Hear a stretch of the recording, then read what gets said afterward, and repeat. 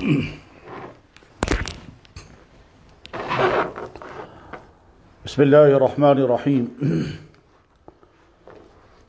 अल्हम्दुलिल्लाहिल्लज़ी अअताना निअमतल ईमान वल इस्लाम वस्सलातु व तस्लीमातु व तहिय्यातु अला सय्यिदिल अंबिया वल मुरसलीन अल्लज़ी हुवा खैरुल अनाम व अला आलिहि व अस्हाबिहिल इज़ाम इला दारिल क़ियाम अम्मा बाद। मैं सबसे पहले अल्लाह की बारगाह में शुक्र अदा करता हूँ और उसके बाद बेशुमार दरूद व सलाम दर खिदमत अक़दस मुहम्मद रसूलुल्लाह सल्लल्लाहु अलैहि वसल्लम पेश करने की सआदत हासिल करता हूँ। और उसके बाद फिर अपने उन तमाम भाइयों का बहुत शुक्रगुज़ार हूँ जिन तक ये पैगाम पहुँच रहा है और जिन तक ये गुफ्तगू इस वक्त पहुँचेगी। आप तमाम जो इस वक्त इस मजलिस में मौजूद हैं, मैं इस माना कर आपको भी मुबारकबाद पेश करता हूँ, और जिन तक ये गुफ्तगू पहुँचेगी और वो सुन रहे हों तो उन तक भी मुबारकबाद पेश करता हूँ, इस वजह से कि इस टाइम में आप कहीं भी हो सकते थे, बाज़ारों में, कहीं किसी दफ्तर में, घरों के अंदर, होटलों में, पार्कों में, किसी ज़रूरी काम में, किसी बेफ़ायदा काम में, बल्कि हो सकता था किसी गुनाह के काम में भी हो सकते थे। मगर उन तमाम को छोड़कर अगर आप इस वक्त इस गुफ्तगू को सुनने के लिए अपने आप को आमादा किए हुए हैं तो यकीनन आप मुबारकबादी के मुस्तहिक हैं।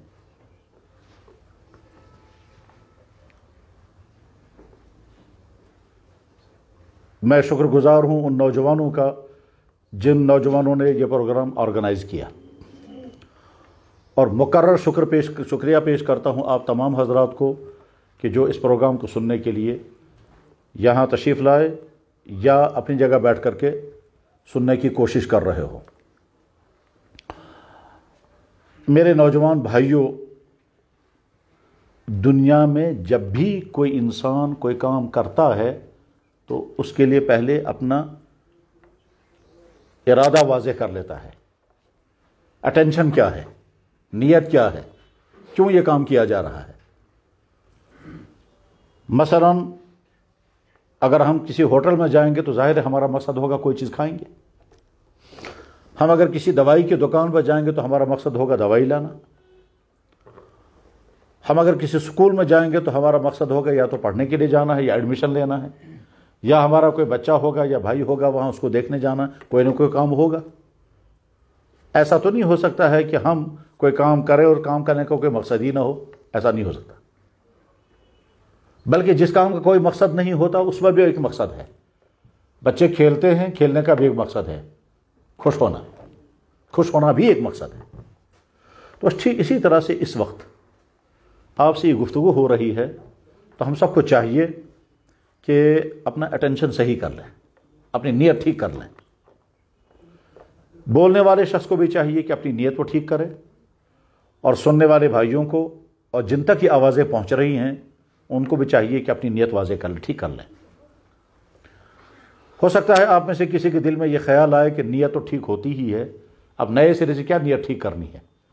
तो जवाब है कि इसके बावजूद कहा जा रहा है कि नई नीयत ठीक कर लें। मैं मुकर्रर अर्ज़ करता हूँ कि हो सकता है सुनने वाले के जहन में ख्याल आए कि नीयत तो होती ही है सुनने की, तभी तो हम आए हैं, तभी तो हम सामने बैठे हैं, तभी तो हम आपकी आवाज़ सुन रहे हैं, तो अब और क्या नीयत ठीक करनी है। लेकिन इसके बावजूद भी कहा जा रहा है कि नहीं, अपनी नीयत ठीक कर लें। और वो अभी थोड़ी देर में वाज़ेह हो जाएगा कि नीयत ठीक करने की जो गुजारिश की जा रही है, इस गुजारिश का मतलब क्या है। इंसान कभी एक काम करता है एक इरादे से तो वो काम अच्छा बन जाता है, और ठीक वही काम करता है दूसरे इरादे से तो काम खराब हो जाता है। खुदा न खास्ता अगर किसी के घर में चूहे ज़्यादा हो गए हों और वह चूहे मार के दवाई ख़रीदेगा तो ज़ाहिर है हर आदमी कहेगा बहुत अच्छा है, ज़रूरत है आपकी है। लेकिन अगर किसी इंसान को टेंशन हो और टेंशन की वजह से उसने सोचा कि मैं अब कब तक ये टेंशन बर्दाश्त करूँगा, अगर फिर आज मुझे घर में परेशानी की गई तो मैं चूहे की दवाई, चूहे मार दवाई लेकर के जाऊँगा, और वह दवाई लेकर के पहुँचा घर में, तो आप अंदाज़ा कर सकते हैं ایکشن دونوں جگہ ایک ہی ہے. دونوں جگہ چوہے مارنے کی دوائی خریدی گئی ہے، منیات دونوں کی الگ الگ ہے. فرض کیجئے ایک دوائی جس میں الکوہل بہت زیادہ ہے اور وہ چھاتی ٹھیک کرنے کی دوائی ہے، سرپ ہے، اس میں الکوہل بہت زیادہ ہے. اور آپ جانتے ہیں کہ دوائیوں میں الکوہل ڈالا جاتا ہے پرزرویشن کے لیے، اور بھی کوئی مقصد ہو سکتا ہے. لیکن بہرحال اگر کسی دوائی میں الکوہل بہت زیادہ ہو تو اس دوائی کے استعمال کرنے سے نیند بھی آتی ہے، لیکن اصل میں وہ نیند نہیں، وہ نشہ ہوتا ہے. تو ایک شخص کی چھاتی خراب ہو گئی، اس نے ڈاکٹر کے کہنے پر ایک بوتل لائی. ڈاکٹر نے اسے کہا کہ آپ صبح و شام ایک ایک ڈھکن پیتے رہیں، آپ کی چھاتی ٹھیک ہو جائے گی. تو اس شخص نے وہ بوتل کی دوائی خریدی. پہلے زمانے میں کورکس ہوا کرتی تھی، اب اس کو بین کر دیا گیا ہے. تو کورکس کی بوتل اگر کسی شخص نے خریدی ہے اس لیے تاکہ میں صبح کو اور شام کو ایک ایک ڈھکن پیوں گا، تو کہا جائے گا کہ اس نے دوائی خریدی اور دوائی ہی استعمال کر رہا ہے. لیکن اگر خدا نخواستہ کسی شخص کو ڈرگز کی عادت لگ گئی ہو اور اس نے اس نیت سے کورکس کی بوتل خریدی کہ میں ایٹ اے ٹائم ساری بوتل پی لوں گا تاکہ اس کی وجہ سے مجھے نشہ بہت زیادہ چڑھے گا، تو یہ کہا جائے گا کہ آپ کا یہ دوائی کی بوتل خریدنا ہی جرم ہے، کیونکہ آپ دوائی نہیں خرید رہے ہیں بلکہ آپ ڈرگز خرید رہے ہیں. ایکشن ایک ہی ہے، نیتیں الگ الگ. ہم سب جانتے ہیں کہ اگر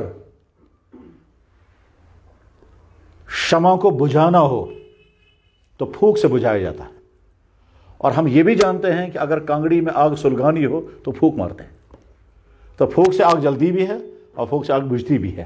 ایک ہی پھونک میں فرق کیسے ہو جاتا ہے کہ اگر ہمارا ارادہ ہے آگ بجھانے کا اور اس لیے ہم پھونک مار رہے ہیں تو آگ بجھ جاتی ہے، اور اگر ہمارا ارادہ ہے آگ جلانے کا اور اس لیے ہم پھونک مارتے ہیں تو آگ جل جاتی ہے. صرف نیت کی وجہ سے فرق ہو گیا. ایک لفظ ایک نیت سے بولا جاتا ہے تو وہ گالی بن جاتی ہے، اور یہی لفظ دوسری نیت سے بولا جاتا ہے تو وہ گالی نہیں بنتی. بہرحال نیتوں کا ٹھیک کرنا بہت زیادہ ضروری ہے. جب میں یہ عرض کر رہا ہوں کہ نیت ٹھیک کرنا بہت زیادہ ضروری ہے تو میں اس کو اور واضح کرنا چاہوں گا کہ جن تک یہ آواز پہنچ رہی ہے اور آپ اس وقت مخاطب ہیں تو آپ تک بھی آواز پہنچ رہی ہے کہ اپنی نیت ٹھیک کر لیں. نیت ٹھیک کرنے کے لیے میں مثال پہلے عرض کروں گا، اس کے بعد پھر اگلی گفتگو ہوگی. میرے نوجوان دوستو، آپ میں سے ہر شخص یہ جانتا ہے کہ اگر کوئی انسان بیمار ہو جائے اور وہ ڈاکٹر کے پاس جائے گا تو ظاہر ہے اس کی کوئی نیت ہوگی، اس کا کوئی ارادہ ہوگا، تبھی تو ڈاکٹر کے پاس جائے گا. کہنے کی ضرورت نہیں، ہر آدمی جانتا ہے کہ جب کوئی انسان بیمار ہوتا ہے تو ڈاکٹر کے پاس اس نیت سے جائے گا کہ ڈائیگنوزنگ صحیح ہو جانی چاہیے، چیک اپ صحیح ہو جانا چاہیے، اور اگر اس نے مجھے ٹیسٹ بتائے تو ٹیسٹ دکھا دینے چاہیے تکلیف کیا ہے. ایسا نہ ہو تکلیف کچھ اور ہے ٹیسٹ کچھ اور دکھا رہا ہے، تو ٹیسٹ صحیح دکھا دینے چاہیے. غرض یہ کہ ہر آدمی کی چاہت یہ ہوگی کہ میرا ڈائیگنوز ہو جانا چاہیے کہ مجھے تکلیف کیا ہے اور کیوں ہے، اور اس کے بعد پھر ہر آدمی کا ارادہ ہوگا کہ ڈاکٹر جو دوائی مجھے کھانے کو کہے گا وہ مجھے کھانی ہے، اور جن چیزوں کا مجھے پرہیز بتائے گا ان چیزوں کا مجھے پرہیز کرنا ہے. یہ دنیا کا ہر پیشنٹ یہی سوچ کر ڈاکٹر کے پاس جائے گا. ہم مثال مان کر کے آگے چلتے ہیں. فرض کیجئے مجھے محسوس یہ ہوا کہ میری چھاتی خراب ہو گئی اور کھانسی بھی ہے، بلغم میں نکل رہا ہے، سانس بھی بند ہو رہا ہے، تو میں ڈاکٹر کے پاس جاؤں گا اس نیت سے کہ جو ڈاکٹر مجھے جو دوائی بتائے گا، اور اگر اس نے پہلے کہا ٹیسٹ کرنے کے لیے تو میں ٹیسٹ بھی کروں گا، اور ٹیسٹ کرنے سے پہلے اگر مجھے اسے یہ کہا کہ آپ کو 24 گھنٹے کچھ کھانا پینا نہیں ہے، CT اسکین کرنا ہے، تو میں وہ بھی کر لوں گا. اور اگر اس نے یہ کہا کہ آپ کو 2-3 بوتلیں پانی پینا ہے تاکہ آپ کا الٹرا ساؤنڈ ہو جائے تو میں وہ بھی کر لوں گا، اور اس کے بعد میں ٹیسٹ بھی کرا لوں گا. ٹیسٹ کرانے کے بعد ڈاکٹر نے کہا آپ کی چھاتی خراب ہو گئی ہے، انفیکشن ہوا ہے، خطرے کی کوئی بات نہیں ہے. ہم تو اصل میں یہ چیک کر رہے تھے کہ کہیں یہ جو ہے TB کی بیماری تو نہیں ہے خدا نخواستہ، یا کووڈ کا مسئلہ تو نہیں ہے، لیکن یہ نارمل چھاتی خراب ہوئی ہے جیسے عام طور پر سردیوں میں ہوتی ہے، ٹھنڈا پانی پینے سے ہوتی ہے، ویسے ہوا ہے. آپ یہ دوائیاں کھائیں گے اور ان چیزوں سے پرہیز کریں گے. تو میں ڈاکٹر کی بات سن کر کے یہ ارادہ کر کے واپس آؤں گا کہ ساری دوائیاں بھی استعمال کروں گا اور پرہیز بھی کروں گا. فرض کیجئے بہت گرمیاں ہیں لیکن ڈاکٹر نے کہا آپ ٹھنڈا پانی بالکل نہیں پئیں گے کیونکہ آپ کی چھاتی خراب ہو گئی ہے، تو میں یہ تو کہوں گا گرمی بہت ہے مگر ٹھنڈا پانی نہیں پیوں گا کیونکہ ڈاکٹر نے مجھے کہا ٹھنڈا پانی آپ نہیں پئیں گے. डॉक्टर ने कहा सारी सब चीज़ें आप बंद कर दें क्योंकि आपकी छाती खराब हो गई है, तो मैं सारी चीज़ें छोड़ दूंगा, मैं नहीं खाऊंगा, क्योंकि डॉक्टर ने मुझे कहा। चंद दिन में मैं ठीक हो गया। ठीक होने के बाद फिर मेरी हालत क्या हुई, मैं बहुत ठीक हो गया, लेकिन क्योंकि गर्म चीज़ें ज़्यादा खाई थी इसलिए मैदे में गर्मी हो गई, तो मैं फिर डॉक्टर के पास गया। अब डॉक्टर मुझे कहता है कि आप सर्द चीज़ें खाएं। पहले जिन चीज़ों का मुझे उसने परहेज़ बताया था, अब उसका उलट बता रहा है कि आप वो सारी सर्द चीज़ें खाएंगे। आप ठंडा पानी भी पिएं, दही भी खाएं, लीमू भी इस्तेमाल करें, गर्म चीज़ें अवॉइड कर लें। तो पहले उसने परहेज़ बताया था गर्म चीज़ें खाएं, सर्द चीज़ें अवॉइड करें, और अब मुझे वो परहेज़ बता रहे हैं कि आप सर्द चीज़ें ज़्यादा खाएं, गर्म चीज़ अवॉइड करें। मुझे इसकी बात माननी है, और तभी मैं ठीक हो सकूंगा। अगर मैंने ये सोचा कि मैं डॉक्टर से मिलकर उनकी बातें सुनकर फिर मेरा जी चाहेगा तो दवाई खाऊंगा, और जी चाहेगा तो परहेज़ करूंगा, नहीं जी चाहेगा तो नहीं करूंगा, ये मेरी मर्जी है। और अगर जी चाहेगा तो दवाई खाऊंगा मगर परहेज़ नहीं करूंगा, और अगर मेरा जी चाहेगा परहेज़ तो करूंगा मगर दवाई नहीं खाऊंगा, तो आप सब समझ सकते हैं क्या ये आदमी ठीक हो सकेगा? नहीं। सेम बस यही माना है कि जब हम इस मजलिस में इस वक्त बैठे हैं, और इसी में नहीं, इस तरह की जब भी कहीं मजलिस हो रही हो तो उस वक्त अपनी नीयत बिल्कुल वाज़ेह कर लेनी चाहिए। क्या नीयत वाज़ेह करनी चाहिए कि इस वक्त जो कुछ बताया जाएगा इसमें कुछ चीज़ें करने की होंगी, कुछ चीज़ें बचने की होंगी। सेम जैसे डॉक्टर कुछ चीज़ें करने को कहेगा और कुछ चीज़ों से परहेज़ को बताएगा, बस ठीक इसी तरह से इस वक्त कुछ चीज़ें आपको करने की बताई जाएंगी और कुछ चीज़ें बचने की बताई जाएंगी। डॉक्टर जब कुछ चीज़ों को करने को कहता है और कुछ चीज़ों से बचने को कहता है तो वो मेडिकल बोलता है, और जिन चीज़ों से बचने की बात वो कहता है उनमें ज़्यादातर चीज़ें हलाल होती हैं। बहुत कम चीज़ें हैं जो इस्लाम में हराम हों। बस मान लीजिए डॉक्टर ने कहा लगता यह है कि आप शायद ड्रिंकिंग कर रहे हैं, आप इसको ऐड कर दें। लगता यह है कि आप ड्रग्स ले रहे हैं, आप उसको छोड़ दें। ये हो सकता है, लेकिन ज़्यादातर चीज़ें डॉक्टर जो बैन करता है वो हलाल चीज़ें होती हैं, ग़िज़ाएँ जिनसे डॉक्टर कभी गोश्त बैन कर देता है, कभी दूध मना करता है, कभी नून चाय मना कर देता है, कभी दालें बंद कर देता है, कभी आलू कहता है मत खाएं, कभी यह कहता है ठंडी सब्जियां मत खाएं, कभी कहता है गर्म चीज़ें मत खाएं, कभी कहता है मसाले मत खाओ, कभी कहता है अचार मत खाओ, कभी कहता है शुगर की लेवल बढ़ गई है, आप शुगर की तमाम चीज़ें छोड़ दें आप। ये सारी हलाल चीज़ें हैं और डॉक्टर कहता है और हम परहेज़ करते हैं, करना भी चाहिए। तो जब दीन के नाम पर कोई बात बताई जाए कि आपको ये काम करना, हमें ये काम करना है और इन चीज़ों से बचना है, तो डॉक्टर जिन चीज़ों से बचने को कह रहा था वो तो हलाल चीज़ें थी, परहेज़ की वजह से बचने को कह रहा है। और जब यहां कोई चीज़ कही जाएगी इससे बचना है तो हराम चीज़ होती है, तब कहा जाता है इससे बचो। मैं और उसको वाज़ेह करता हूं। फर्ज कीजिए डॉक्टर ने कहा कि साहब आपकी छाती खराब हो गई है, ठंडा पानी आप नहीं पिएंगे, और आप दही भी नहीं खाएंगे, लस्सी भी नहीं पिएंगे, लीमू भी नहीं खाएंगे, फ्रिज का पानी नहीं पिएंगे, ये सारी हलाल चीजें हैं। लेकिन जब दीन के नाम पर कहा जाएगा आप शराब नहीं पिएंगे, तो हराम चीज है जिसको मना किया जा रहा है। डॉक्टर ने जिन चीजों को बैन किया वो सारी हलाल, और पेशेंट उन पर पाबंदी के साथ अमल करता है, करना भी चाहिए। और जब हम कह रहे हैं कि साहब ये चीज शराब से बचो, तो इसका तब यही हराम चीज है। अब आदमी को खुद सोचना है कि अगर मैं डॉक्टर के कहने पर हलाल चीज छोड़ने को तैयार हो जाता हूं जिसको अल्लाह ने इंसानों के लिए पैदा किया, और मैं जिंदगी भर उसको इस्तेमाल करता रहा, आइंदा भी करूंगा, क्योंकि परहेज हमेशा के लिए नहीं हुआ करता है। अगर मैं उसको अवॉइड करने के लिए तैयार हो जाता हूं तो ठीक, अगर यहां मुझे बताई जा रहा है कि ये फलां चीज हराम है तो मुझे सोचना चाहिए कि मुझे उसे बचना है या नहीं। अगर मैं अपने आप को बचने के लिए आमादा नहीं कर पा रहा हूं, अगर मैं तैयार नहीं हो पा रहा हूं कि उसे अपने आप को मैं बचा सकूं, तो फिर मुझे अपने बारे में बहुत कुछ सोचना होगा। ये बहुत कुछ सोचने के माना ये हैं कि ये भी सोचना होगा कि मैं मुसलमान हूं भी या नहीं। कहीं ऐसा तो नहीं है कि मैं समझ रहा हूं कुछ और हकीकत हो कुछ और। क्या ऐसा हो सकता है? क्या हाँ, ऐसा भी हो सकता है कि आदमी समझता कुछ और है, होता कुछ और है। आदमी समझ रहा है मैं सेहतमंद हूं, मगर अंदर वो सेहतमंद नहीं, वो बीमार हो चुका होता है। और कोई इंसान समझता है मैं बीमार हूं, मगर वो सेहतमंद होता है क्योंकि वहां होता है। हम रोजाना सुनते रहते हैं, पेशेंट आता है, जनाब डॉक्टर ने टेस्ट किया, सारी टेस्ट दाई ठीक मगर बुशुस नहीं ठीक, सारी टेस्ट दाई ठीक मगर बुशुस नहीं ठीक, तो कहते हैं कि साहब आपको वहम है।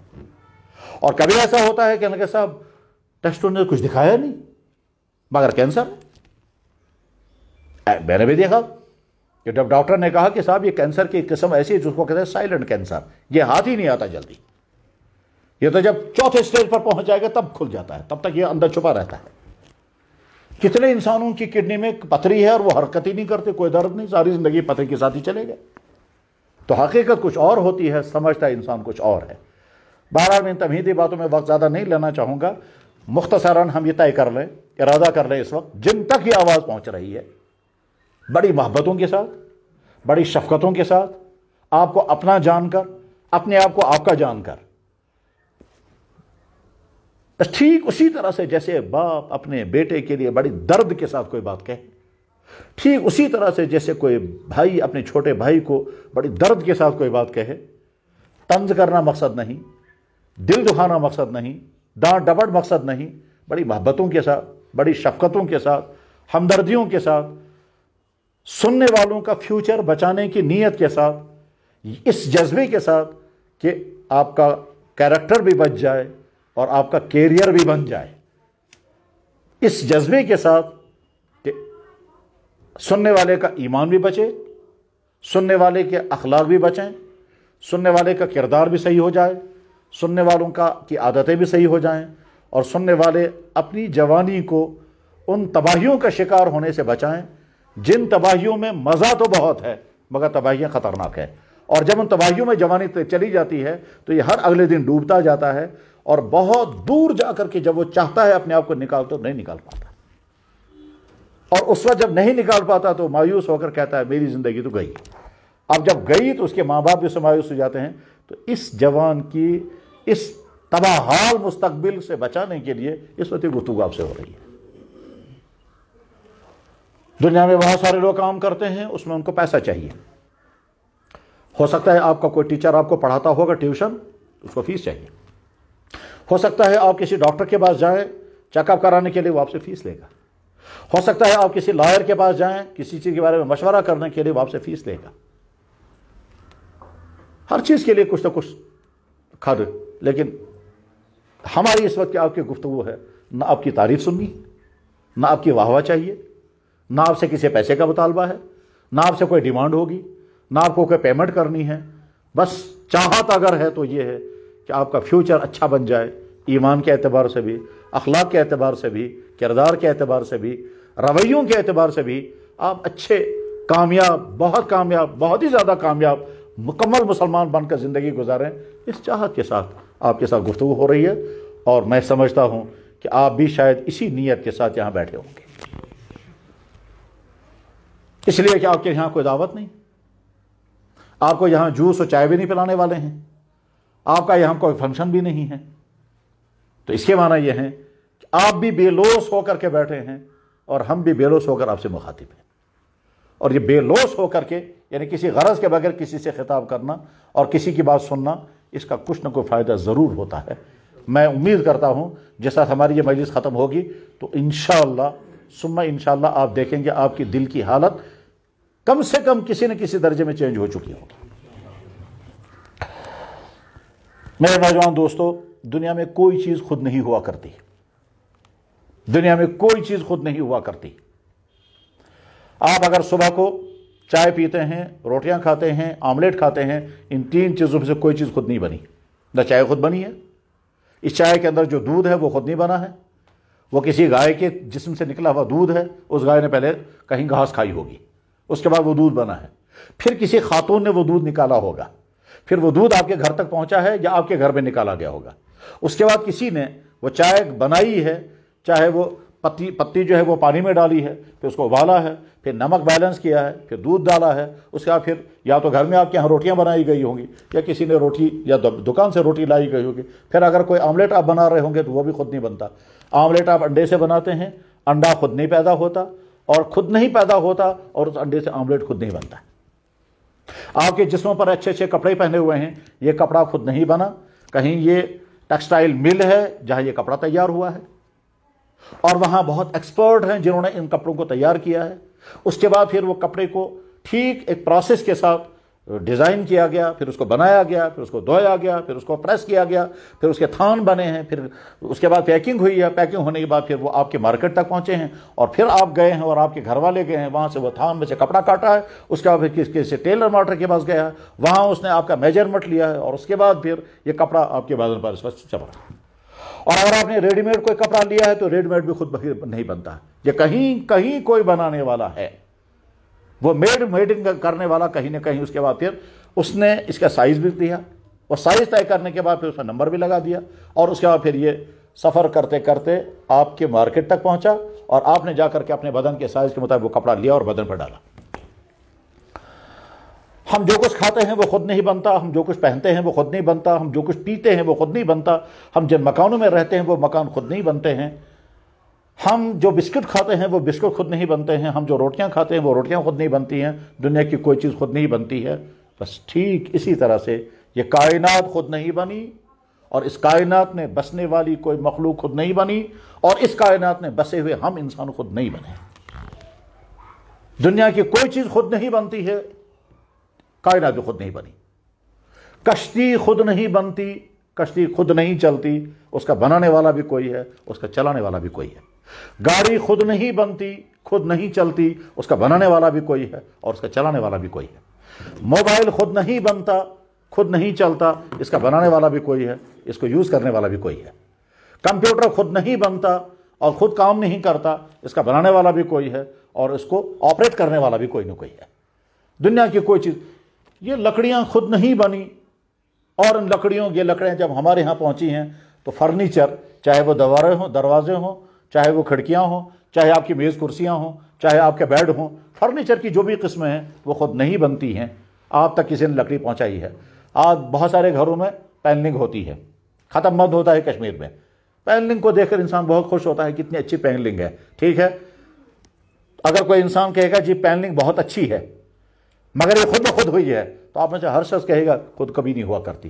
اور اگر کوئی انسان کہے گا جی پینلنگ تو خود نہیں ہوئی ہے، ہاں درخت خود بخود بنا ہے، تو وہ بھی بیوقوف انسان۔ پینلنگ تو خود نہیں بنی، ہاں درخت خود بخود بنا ہے۔ میں یہ کہنا چاہتا ہوں یہ کائنات خود نہیں بنی، اس کائنات کے بنانے والا ایک اللہ ہے۔ اس ایک اللہ کا تعارف اس کائنات کی سب سے بڑی مخلوق نبیوں نے کرایا، اور ہر ایک نبی کی بات ایک ہی تھی۔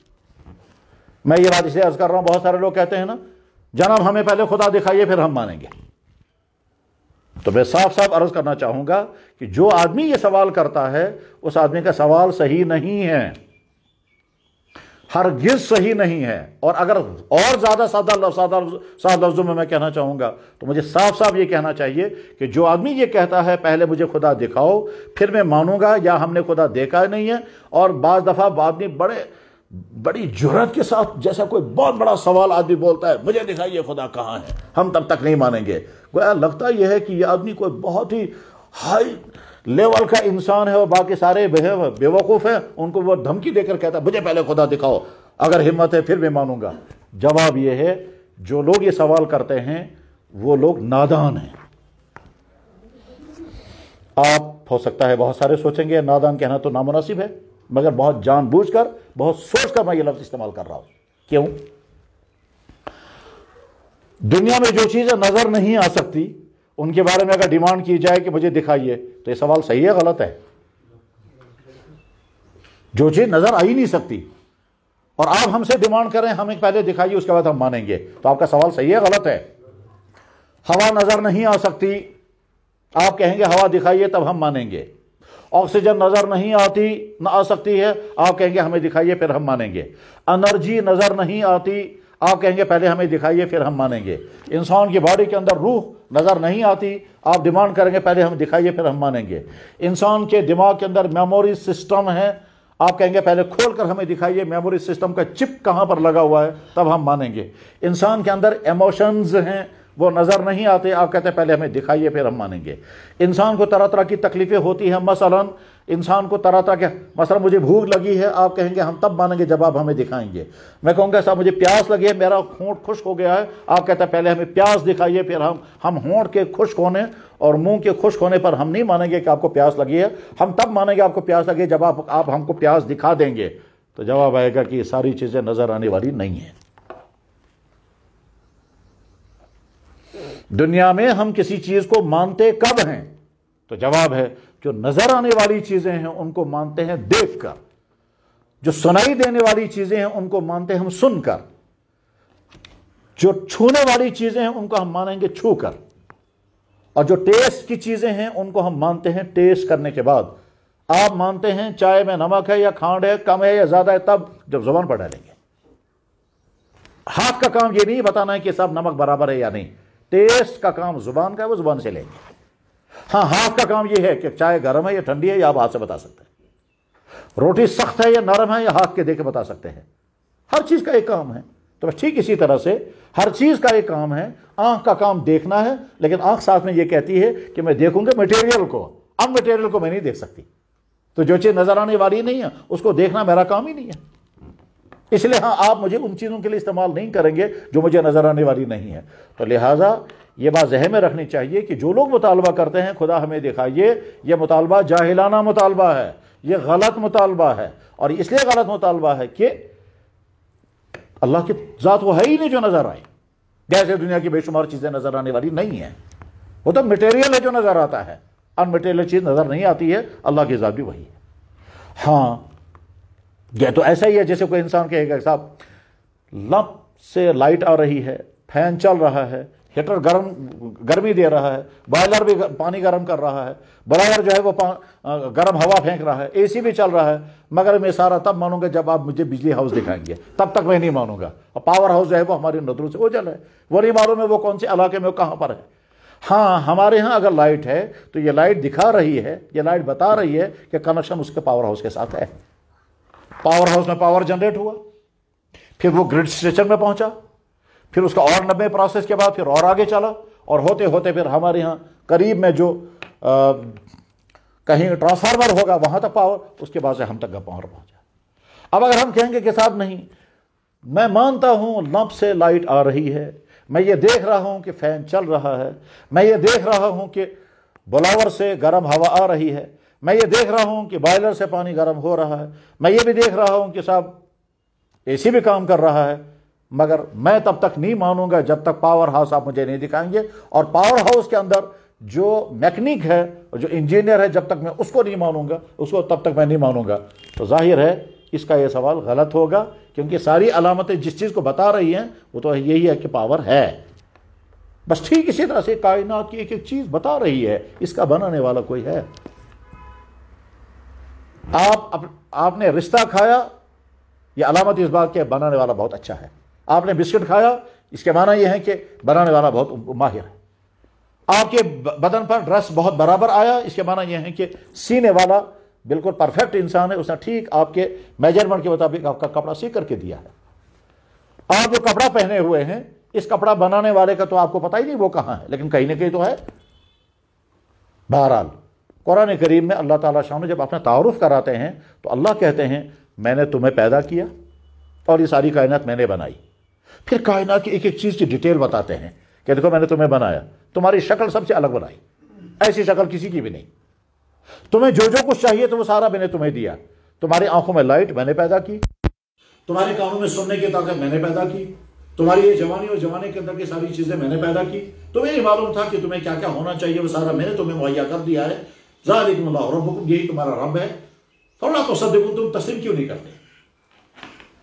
بلکہ یہ بھی ہے اللہ تعالیٰ فرماتے ہیں تمہارا مرد کے جسم میں پیدا ہونے والا سیمن وہ میں نے پیدا کیا، میں نے تیار کیا، تم نہیں کر سکتے پھر سے۔ چاہے جو لوگ نامرد ہوتے ہیں وہ کچھ نہیں کر پاتے۔ اور اس کے بعد پھر خاتون کے باڈی میں پیدا ہونے والا ایگ کا اللہ میں نے پیدا کیا۔ اس کے بعد ایک خاص ٹائم پر ان کا آپس میں ملاپ ہوا، اور جب وہ فرٹیلائز ہو جاتے ہیں تو پھر لڑکا بنے یا لڑکی بنے گا، یہ سارا سسٹم میرے ہاتھ میں ہے۔ اور کروموزوم کی تھیوریاں بتا رہی ہے کہ صاحب لڑکا کیسے بنتا ہے اور لڑکی کیسے بنتی ہے، اور اس کے بعد پھر لڑکا بنے گا تو لڑکے کو جو کچھ ہونا چاہیے وہ سب، اور اگر بیٹی بنتی ہے تو جو کچھ ہونا چاہیے وہ سب، اور ایک خاص ٹائم میں وہاں، اور یہ سب قرآن اللہ تعالیٰ بیان کرتے ہیں، میں کر رہا ہوں یہ قدرنا بینکم، ہم نے مقرر کیا کتنی دیر میں تمہیں وہاں رکھنا ہے، کس سٹیج پر تمہیں کیا کرنا ہے، یہ سارا میں نے کیا ہے۔ اور اس کے بعد پھر ایک تنگ راستے سے میں تم کو باہر نکال لاتا ہوں، قرآن میں یہ ہے تنگ راستے سے میں تمہیں باہر نکال لاتا ہوں، اور یہ انسانوں کا ہی نہیں جانوروں کا معاملہ بھی یہی ہے. آپ غور کریں، وہ بچڑا جو گائے کے پیٹ سے باہر آیا، جس راستے سے وہ باہر آیا ہے وہ راستہ بہت تنگ ہے، اور وہ جو بچڑا ہے وہ اسے بہت بڑا ہے. آپ اپنے عقل سے پوچھیں گے اتنے تنگ راستے سے یہ بچڑا باہر آ سکتا ہے یا نہیں، تو جواب آئے گا نہیں آ سکتا ہے، آپ کی عقل نہیں، مگر بچڑا تو سامنے ہے.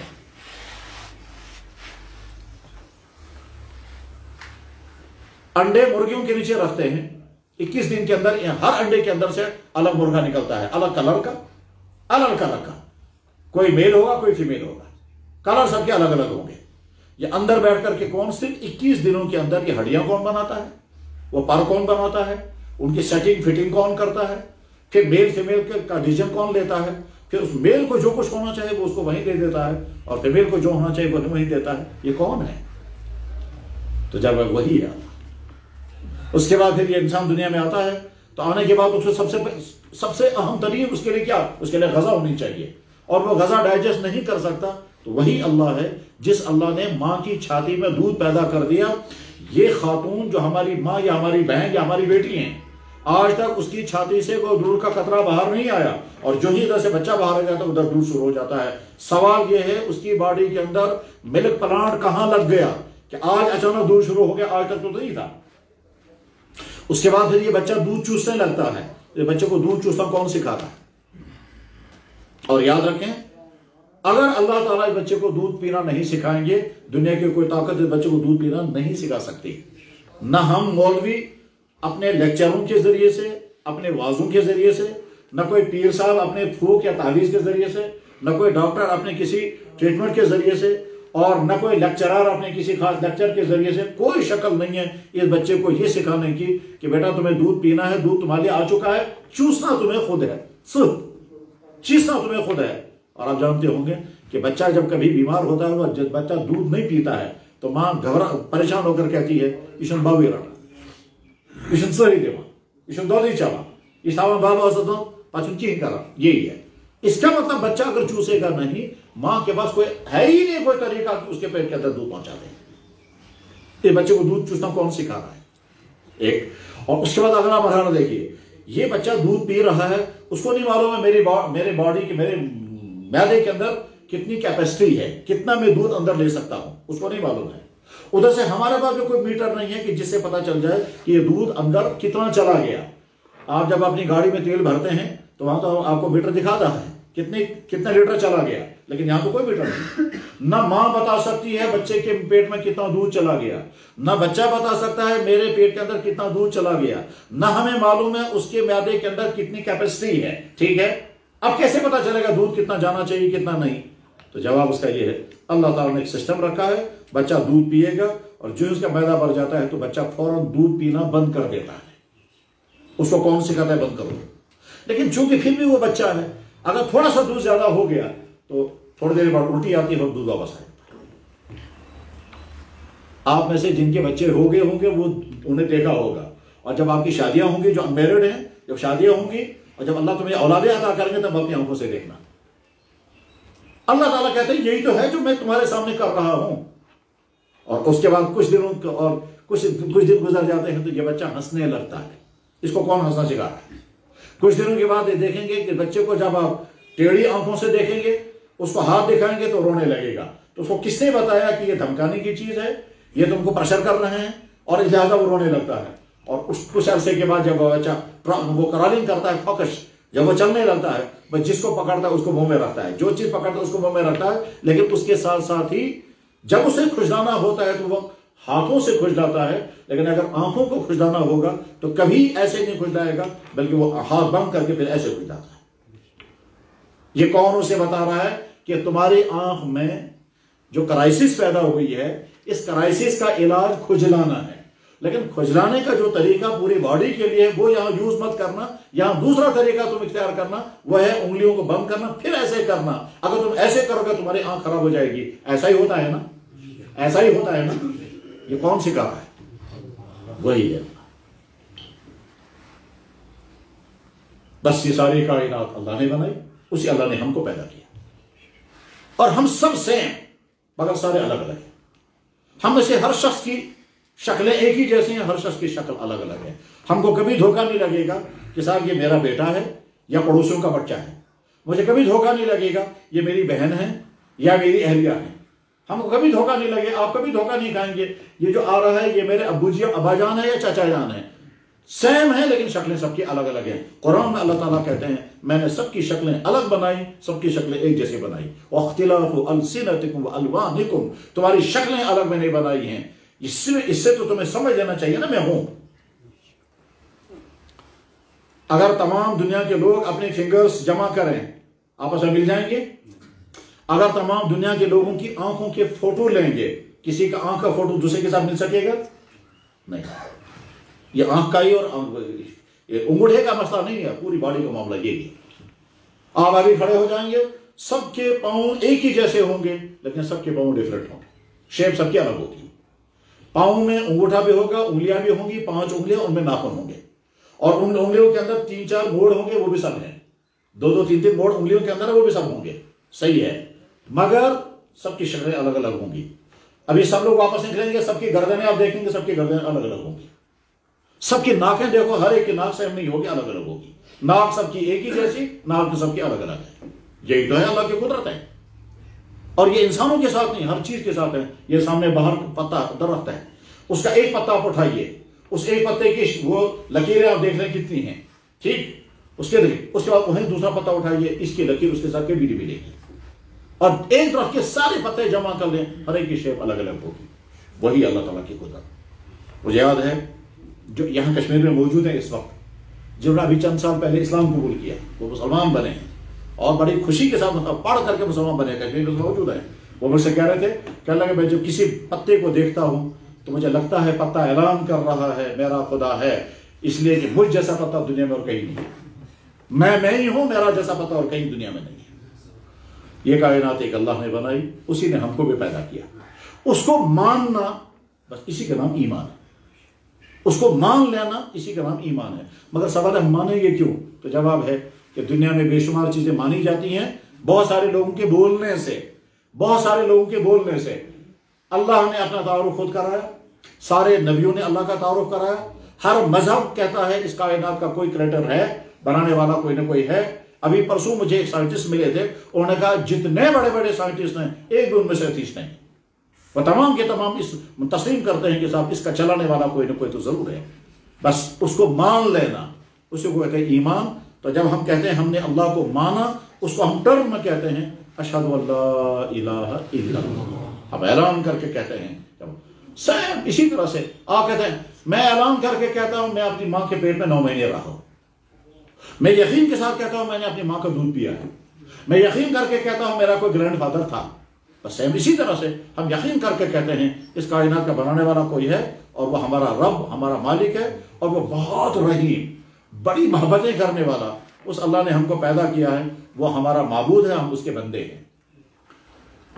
جب ہم یہاں تک پہنچے تب اس کے بعد اگلی ذمہ داری ہماری یہ ہے کہ ہم اپنے اللہ سے پوچھیں یا اللہ آپ نے ہم کو پیدا کیا ہے، اس دنیا کی ساری چیزیں آپ نے تمہارے لیے بنائی، میں نے تمہارے لیے پیدا کی ہے. میں نے تم کو بھوک بھی لگا دی ہے اور بھوک مٹانے کے لیے قسم قسم کی غذائیں بھی رکھی ہیں.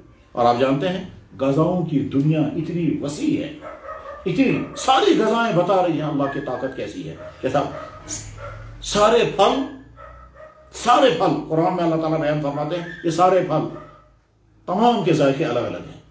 تم فیصلہ نہیں کر سکو گے کون سا پھل زیادہ اچھا ہے کون سا کم. اگر آپ سے پوچھا جائے گا صاحب یہ بتائیے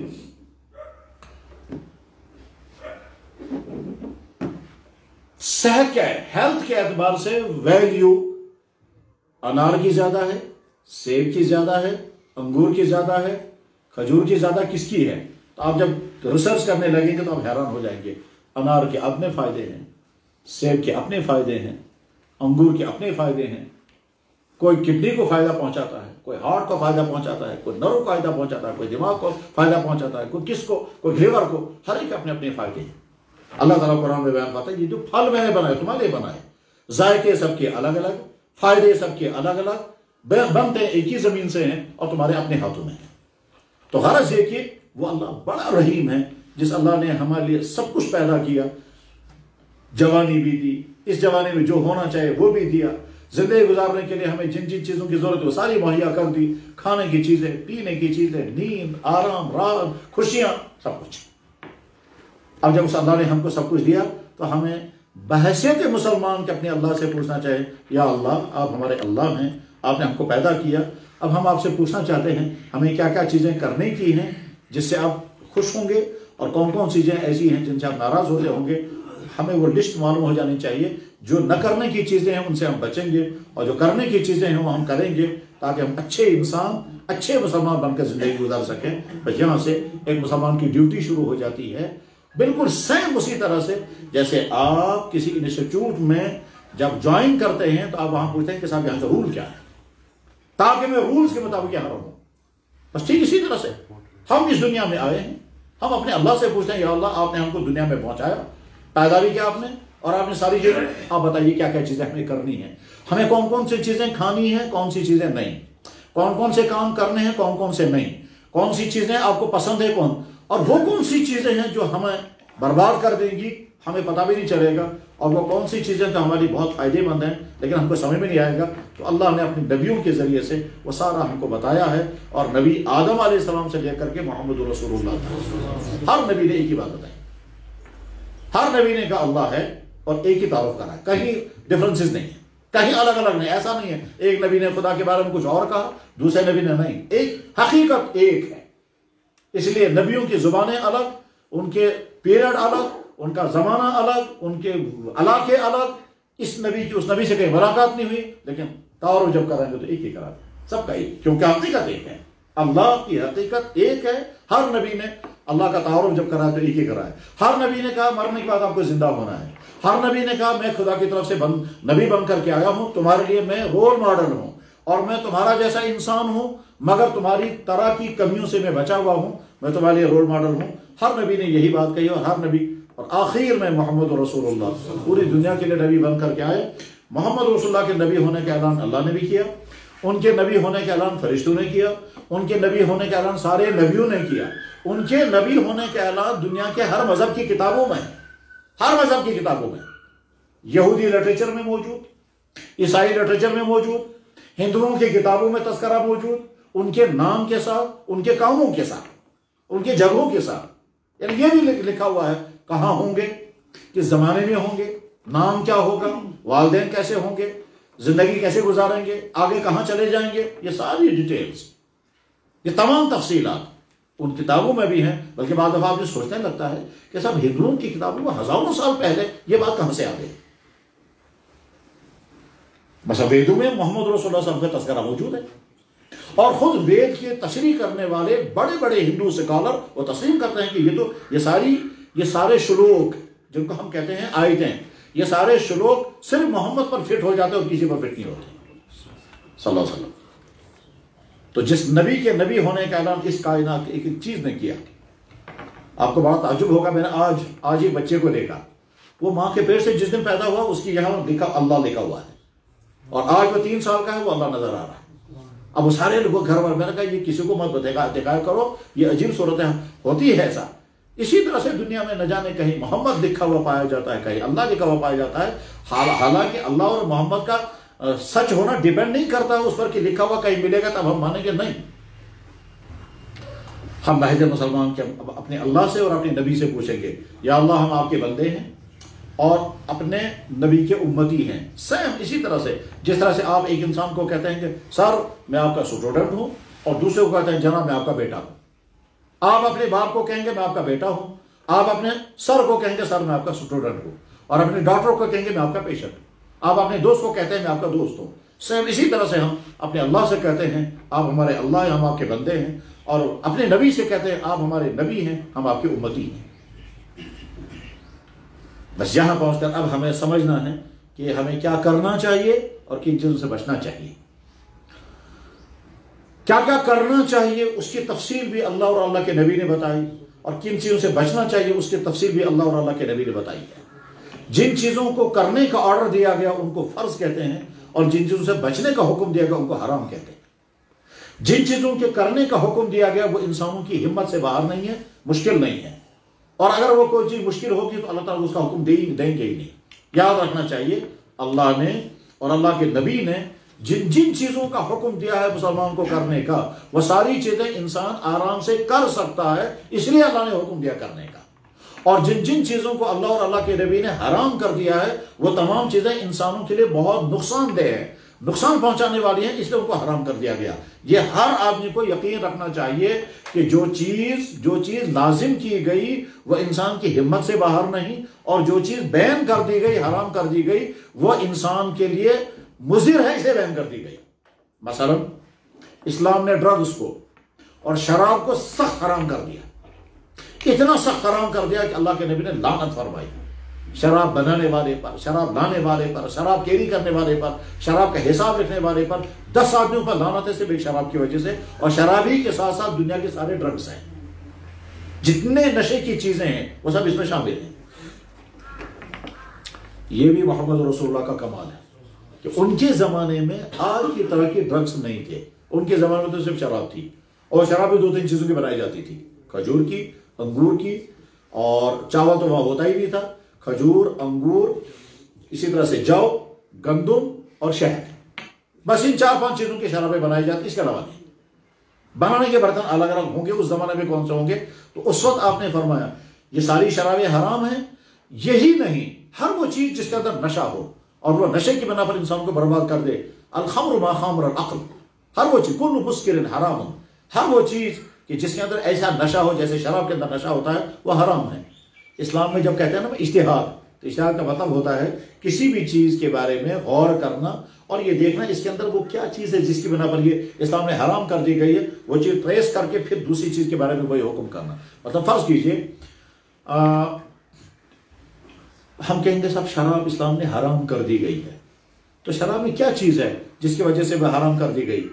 تو جواب ہے شراب میں ایک تو یہ ہے کہ وہ لکوڈ ہے، تو لکوڈ کی وجہ سے حرام، تو جواب ہے کہ نہیں، لکوڈ کی وجہ سے تو حرام نہیں ہوتی، پھر تو یہ پانی بھی حرام ہو جائے گا کیونکہ یہ بھی لکوڈ ہے، کہ دودھ بھی لکوڈ ہے، تو لکوڈ کی وجہ سے حرام نہیں ہوگا۔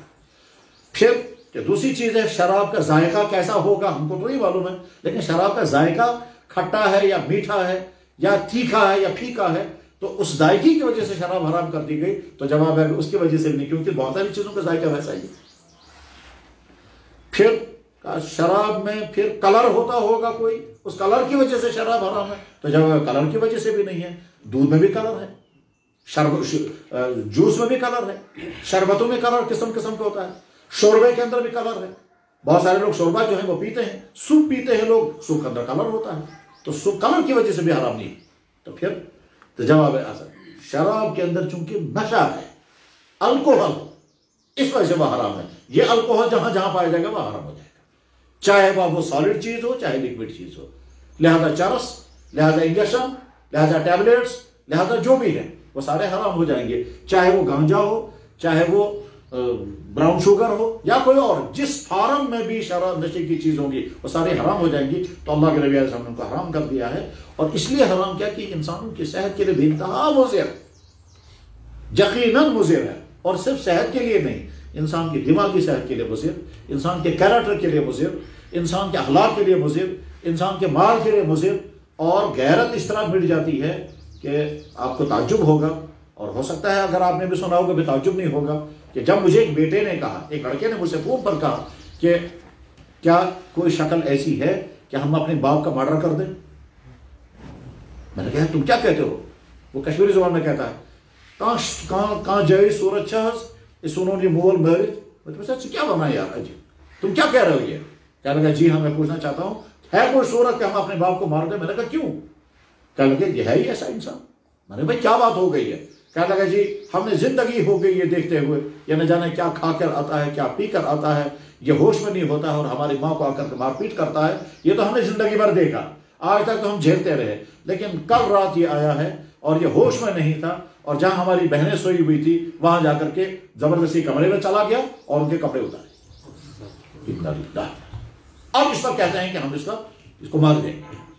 میں نے کہا کیا لگے جب آئے گا شام کو ہم کچھ کھانے میں کوئی چیز ملا دیں گے یہ مر جائے گا گاؤں کے دفعہ۔ یہ بیٹا کہتا ہے شراب کے اثرات یہ ہوتے ہیں، شراب پینے کے نتیجے میں انسان نہیں رہتا، اس کو نہیں معلوم ہے کہ سامنے میں یہ کون ہے، یہ خاتون ہے یا مرد ہے، یہ کیچڑ ہے یا گوشت ہے تو شرابی نالیوں میں ملتے ہیں، ڈرگس کا شکار لڑکے کہاں کہاں پڑے ہوئے ملتے ہیں۔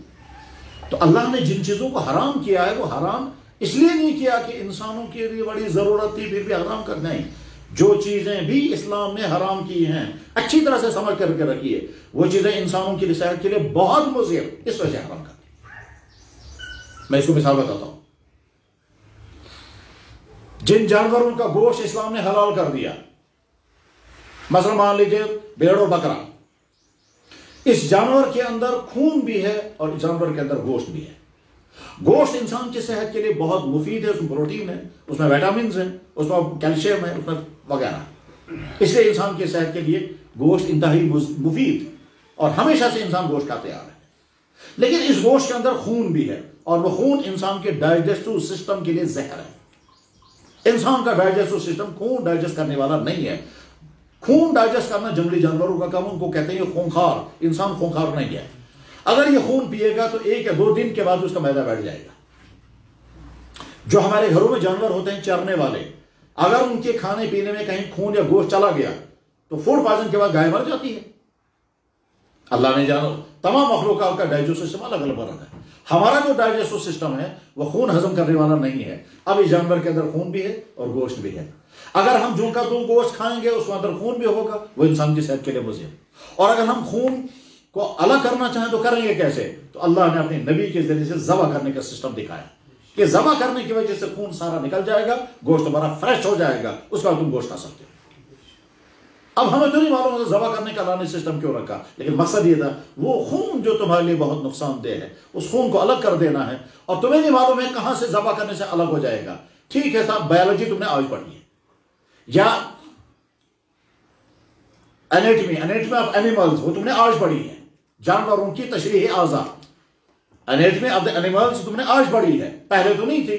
اللہ نے اپنے نبیوں کے ذریعے سے دکھا کہ جانور کو گلے سے ذبح کیا جائے، اور جب جانور کو گلے سے ذبح کیا جائے گا سارا خون نکل جائے گا، اس کے بعد جانور مرے گا تو گوشت فریش ہو جائے گا۔ بس یہاں سے سمجھ میں آنا چاہیے کہ اللہ نے جن جن چیزوں کو حرام کیا اس میں کوئی نہ کوئی وجہ ہے، اس لیے اس کو حرام کر دیا گیا۔ مثلا سختی کے ساتھ حرام کر دیا گیا، زنا کاری حرام ہے، اور فرمایا اللہ کے نبی علیہ السلام، قرآن نے کہا لا تقربوا الزنا، زنا کے نزدیک مت جاؤ۔ اللہ کے نبی نے فرمایا کہ جس وقت کوئی انسان زنا کاری مطلب وہ مومن رہتا ہی نہیں ہے، اس کا ایمان ہی ختم ہو جاتا ہے، لا یزنی الزانی وہو مومن۔ اللہ کے نبی علیہ السلام نے فرمایا کہ جہنم کے لوگ جہنم میں جلتے ہوئے آگ کو برداشت کرنے کی کوشش کریں گے، لیکن کہیں گے یا اللہ یہ آگ اتنی تکلیف دے نہیں ہے جتنی تکلیف دے یہ مصیبت ہے۔ وہ کون سی مصیبت؟ کہ زنا کاری کرنے والے مردوں اور عورتوں کی شرمگاہوں سے ایسی بدبو آئے گی، وہ کہیں گے جہنم کی آگ اتنی بری نہیں ہے جتنی بدبو بری ہے۔ ایک آدمی دروازے پر ڈیوٹی دے رہا ہے، سڑک کے کنارے پر ڈیوٹی دے رہا ہے، سڑک کے کنارے پر ڈیوٹی، اس کو دھوپ بھی لگ رہی ہے، اس کو پیاس بھی لگ رہی ہے، اس کو 8 گھنٹے بیچارے کو کھڑا رہنا ہے وہاں۔ وہ ہم کہتے ہیں بڑا ترس آتا ہے تم پر، تم کو بھوک بھی لگتی ہوگی، پیاس بھی لگتی ہوگی، دھوپ بھی لگتی ہوگی، اور کھڑے کھڑے گرد و غبار میں ہو، وہ کہتا ہے جی یہ ساری چیزیں میں برداشت کر لوں گا، مگر یہ جو نالی میں مرا ہوا کتا ہے اس کی بدبو مجھ سے برداشت نہیں ہوتی، اس کو ہٹاؤ جائے۔ بس سیم اسی طرح سے کہ جہنم والے کہیں گے یا اللہ یہ آگ کی گرمی اور یہ کانٹوں کے کھانے اور یہ پینے کو پیپ دی جا رہی ہے، یہ سارے سخت عذاب ہیں، مگر ان سے زیادہ خطرناک یہ مصیبت ہے کون سی؟ کہ دنیا میں زناکار مردوں اور عورتوں کی شرمگاہوں سے آنے والی بدبو اتنی سخت ہوگی، اتنی بری ہوگی کہ آگ کی تکلیف اتنی خطرناک نہیں ہوگی۔ اب اللہ نے اس کو حرام کر دیا ہے۔ کیوں حرام کر دیا ہے؟ اگر یہ تمہاری سوسائٹی میں شروع ہوا تو نتیجہ کیا نکلے گا؟ نکاح ختم ہو جائیں گے، ہر انسان چاہے گا تھوڑی دیر دوسرے کے ساتھ وقت گزار کر کے اور اس کا پھر الگ ہو جائیں گے، تمہارا حال جانوروں جیسا ہو جائے گا، تم آگے اولاد میں تم کو نہیں ملے گی، تم کسی کو اپنا بیٹا نہیں کہہ سکو گے، کوئی کسی کا باپ نہیں بن سکے گا، نالیوں میں بچے پڑے ہوئے ملیں گے، اور جب نالیوں میں بچے پڑے ہوئے ملیں گے پھر ان کا مرڈر ہوتا رہے گا، اور ہوتے ہوتے یہ ساری سوسائٹی ختم ہو جائے گی۔ اس لیے زنا کو حرام، لیکن چونکہ انسان کے اندر اللہ نے چاہت رکھی ہے، مردوں کے اندر بھی عورتوں کے اندر، اس کے لیے اللہ نے کہا تم 1 نکاح کرو، تم 2 نکاح کرو، تم 3 کرو، تم 4 کرو، مگر زنا کاری مت کرنا۔ یقیناً آپ کو معلوم ہوگا یورپ میں اس وقت جب پیرنٹیج لکھتے ہیں تو ماں کا لکھتے ہیں، کیونکہ باپوں کا پتہ ہی کیا، اور وہاں عورتیں کہتی ہیں آج کسی ایک کے ساتھ ہے، کل کسی اور کے ساتھ ہے، اور جب بچے ان سے پوچھتے ہیں ہم اپنی ماں سے میرا ڈیڈی کون ہے، تو ماں کہتے ہیں ڈیڈی پر ڈھونڈو، ہاں ماما ڈھونڈو، ماما میں تمہاری ہو، کیونکہ ماں تو بدل نہیں سکتی۔ بہرحال بحث مسلمان کہ ہماری ڈیوٹی ہے ہم سمجھیں کہ ہمارے اللہ نے کون سی چیزیں حرام کی ہیں، اور جو چیزیں حرام کی ہیں ان میں لازماً نقصان ہے انسانوں کے لیے، اس لیے ان کو حرام کیا گیا، اور جو چیزیں ضروری ہیں جو انسانوں کو فائدہ پہنچانی ہیں اللہ نے ان کو لازم کر دیا ہے، فرض بھی اور حرام بھی، یہ دونوں ہر مسلمان کی ڈیوٹی ہے، اور ہم سب کو یہی سننے کے لیے اور یہی بیٹھ کر جاننے کے لیے ہمیں جمع ہیں۔ اب میں ایک چیز جو خاص طور پر آپ سے متعلق ہے وہ میں عرض کرتا ہوں۔ میں نے شروع میں عرض کیا تھا نیت ٹھیک کر لیں، اور نیت ٹھیک کرنے کے معنی کیا ہے؟ یا اللہ ہم جو سنیں گے یہ چیزیں ہمارے لیے بیان ہیں، ہم اپنے آپ کو ان سے بچائیں گے، اور اگر وہ ہم پہلے سے بچے ہوئے ہیں تو بہت اچھا، آئندہ پھر اپنے آپ کو بچائیں گے، اور اگر ہم بچے ہوئے نہیں ہیں تو پھر ہم ارادہ کرتے ہیں آئندہ اپنے آپ کو بچانے کی کوشش کریں گے۔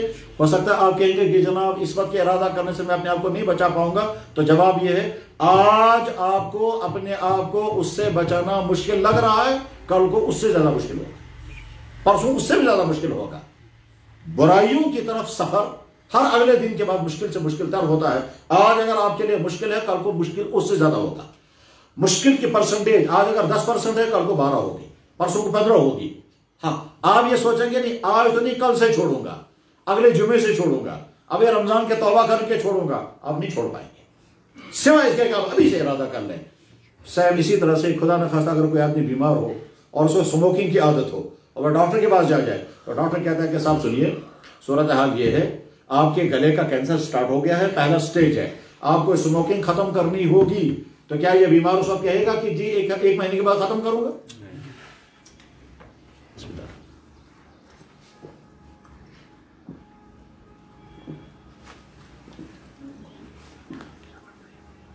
الحمدللہ الحمدللہ الحمدللہ۔ میرے نوجوان دوستو، جوانی کی زندگی میں جن چیزوں کو سمجھنے کی بہت زیادہ ضرورت ہے ان میں سے اہم ترین چیز نمبر 1 اپنی ایمان کی حفاظت۔ ایمان کے معنی ہم اللہ کو اپنا اللہ مانتے ہیں، محمد رسول اللہ کو اپنا نبی مانتے ہیں، قرآن خدا کی کتاب ہے، اللہ کے تمام بھیجے ہوئے نبی سچے انسان تھے، مرنے کے بعد ہمیں زندہ ہونا ہے، اللہ نے جن چیزوں کو لازم کیا ہے وہ انسانوں کے لیے ضروری، جن چیزوں کو اللہ نے بین کر دیا وہ انسان کے لیے نقصان دہ۔ ہم جو کچھ دنیا میں کریں گے سارا ریکارڈ ہو رہا ہے، قیامت کے دن سارا ریکارڈ سامنے آئے گا اور فائلیں سامنے آ جائیں گی، یہ سارا ہم نے مانا۔ یہ اور اس جیسی جتنی چیزیں ہیں، اس تمام چیزوں کے بارے میں اگر کبھی کہیں کوئی ڈاؤٹ ہو گیا خود کے خیالات سے یا کسی آدمی کے سمجھانے سے یا کسی ویب سائٹ وزٹ کرنے سے یا کوئی تھیوری پڑھنے سے یا کسی اتھیس انسان کی تھیوریاں پڑھنے سے اگر کہیں کنفیوژن ہو گیا تو آپ سمجھ لیں کہ میرے ایمان پر اٹیک ہو رہا ہے۔ اس وقت اپنے ایمان کو بچانے کے لیے ضروری ہے کہ آپ کسی ماہر کے پاس جائیں اور اس کے سامنے اپنی ساری صورتحال رکھیں، مگر اپنے ایمان کو بچائیں۔ اس میں ایسا بھی ہو سکتا ہے کہ شیطان آپ کو دھوکہ دے گا، اگر تم کہو کہ میں خدا کو بھی نہیں مانتا، نبی کو بھی نہیں مانتا، اس کے بعد پھر یہ سب کچھ الاؤ ہے، پھر میں جو چاہے کر سکوں، پھر مجھے کوئی نہیں کہہ سکے گا۔ اس کا مطلب یہ ہوا کہ آپ صرف حیوانی زندگی گزارنے کے لیے خدا کا انکار کر رہے ہیں، آپ کے پاس کوئی پروف نہیں ہے، آپ کے پاس کوئی وجہ نہیں ہے، وجہ صرف آپ شیطانی زندگی گزارنا چاہتے ہیں، لہذا کہ مجھے زبان نہیں پتا۔ تو اپنے ایمان کی حفاظت، اس ایمان کی حفاظت میں خطرے بیچ میں کیا کیا آئیں گے؟ آپ کو اچانک شک ہونے لگے گا، پتہ نہیں خدا چھاتی کتنا، تو بہت سارے جوانوں کو پریشانی رہتی ہے، اور آپ کو بھی زندگی میں کبھی نہ کبھی ایک مرتبہ یہ سامنا کرنا پڑے گا کہ بیچ میں اٹیک آتا ہے اور آپ سوچتے ہیں پتہ نہیں خدا چھاتی کتنا۔ اس کے بعد پھر آپ کی 2 حالتیں ہوں گی، یا تو آپ کو شک ہوگا مگر دل میں نفرت پیدا ہوگی، یہ شک مجھے کیوں ہو رہا ہے، تو آپ اندر سے ایک جنگ میں مبتلا ہوں گے، ادھر سے شک ہو رہا ہوگا پتہ نہیں خدا ہے یا نہیں، ادھر سے آپ چاہیں گے یہ شک مجھے نہیں آنا چاہیے، ادھر سے شک آ رہا ہوگا، ادھر سے آپ کا اندر سے ایک جذبہ ابھر رہا ہے یہ شک نہیں آنا چاہیے مجھے۔ یہ جو اندر کی جنگ ہوگی یہ علامت ہے کہ آپ کے اندر ایمان موجود ہے، یہ علامت ہے کہ آپ کے اندر ایمان موجود ہے۔ کیوں؟ یہ جو ریاکٹ آپ کر رہے ہیں یہ علامت ایمان کی ہے، اور یہ بات جناب محمد رسول اللہ صلی اللہ علیہ وسلم نے فرمائی ہے۔ جب صحابہ نے عرض کیا یا رسول اللہ ہم کو کبھی ایسے شک ہوتے ہیں کہ اگر ہم زبان سے ظاہر کریں گے آپ فرمائیں گے تم کافر ہو، تو حضور نے فرمایا کیا ایسا شک ہوتا ہے؟ صحابہ نے عرض کیا ہاں یا رسول اللہ ہوتا ہے۔ فرمایا یہ تو ایمان کی علامت ہے، ایک آدمی بے ہوش پڑا ہوا ہے، ہمیں نہیں معلوم ہے یہ زندہ ہے یا مر چکا ہے، تو ایک آسان سا طریقہ، ڈاکٹر تو اپنے حساب سے کرے گا، وہ تو یہاں دبائے گا یا منہ بند کر کے دیکھے گا سانس آ رہا یا نہیں۔ ایک آسان طریقہ ہمارا یہ ہے کہ ہم سوئی دبائیں گے، اگر سوئی دباتے اس کے پاؤں سے ہل گیا تو علامت اس بات کی ہے کہ ابھی جہاں موجود ہے۔ بس ٹھیک اسی طرح سے اگر آپ کے دل میں برا خیال آ گیا اللہ کی ذات کے بارے میں، اللہ کے نبی کے بارے میں، ازواج مطہرات کے بارے میں، قرآن کے بارے میں، آخرت کے بارے میں، کسی بھی چیز کے بارے میں اگر شک آ رہا ہے بار بار، تو آپ یہ دیکھیں اس شک کو آپ اندر سے ریئیکٹ کر رہے ہیں یا اس شک کو آپ خوش ہو رہے ہیں۔ اگر آپ ریئیکٹ کر رہے ہیں تو یہ علامت ہے کہ آپ کے اندر ایمان ہے۔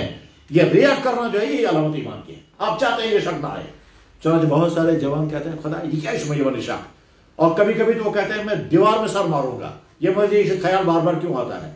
تو بہرحال اگر یہ صورتحال ہے تو گھبرانے کی بات نہیں ہے، یہ کچھ عرصے تک رہے گا، کچھ عرصے کے بعد بھی ختم ہو جائے گا، نمبر 1۔ نمبر 2، کبھی ایسا ہوگا کہ شیطان ایک فتنے میں ڈال دے گا، آپ کے دل میں خیال آئے گا یہ زمین کس نے بنائی، آپ کہیں کہ میں مسلمان ہوں، میں یہ کہوں گا اللہ نے بنائی۔ یہ آسمان کس نے بنایا، تو جواب میں مسلمان ہوں، میں کہوں گا اللہ نے بنایا۔ تو ایک ایک چیز کے بارے میں آپ کا ایمان کہتا رہے گا اس کو بھی اللہ نے بنایا، اس کو بھی اللہ نے بنایا، اس کو بھی اللہ نے بنایا۔ اس کے بعد شیطان ایک دھکا اور مار کر کہے گا اللہ کو کس نے بنایا، اب آپ کہتے ہیں خدا کیوں بنو، بس اٹک گئے یہاں۔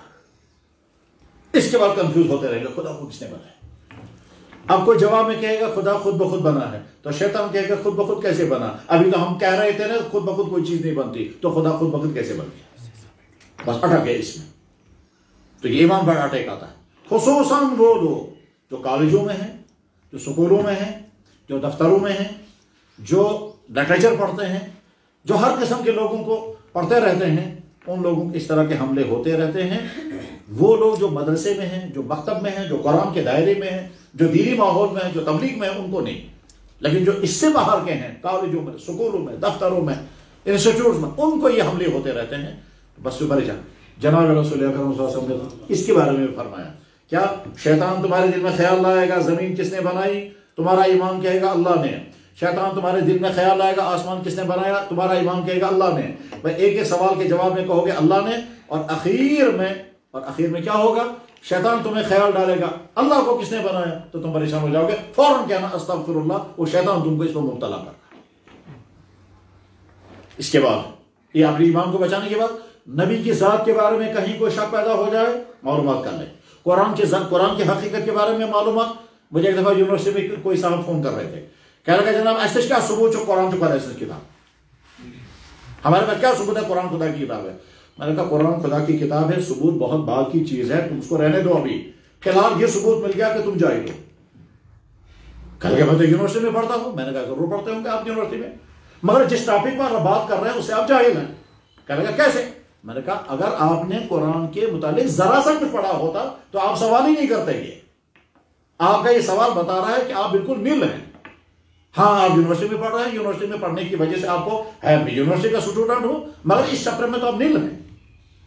اگر آپ کو ذرا سے بھی معلومات ہوتی آپ یوں کہتے کہ جی میں یہ سمجھنا چاہتا ہوں قرآن کیسے نازل ہوا ہے، ہم قرآن کو خدا کی کتاب مانتے ہیں، اس کے پروفز کیا کیا ہیں، ٹھیک؟ تو تم کو یہ سوال تھا جیسے اسٹوڈنٹ سوال کرتا ہے، تمہارا سوال نہیں، تم تو کمنٹس پاس کر رہے ہو۔ کمنٹس اور چیز ہوتی ہیں، کوسچن اور چیز ہوتی ہے، تم تو کوئی نہیں نکال رہے ہو۔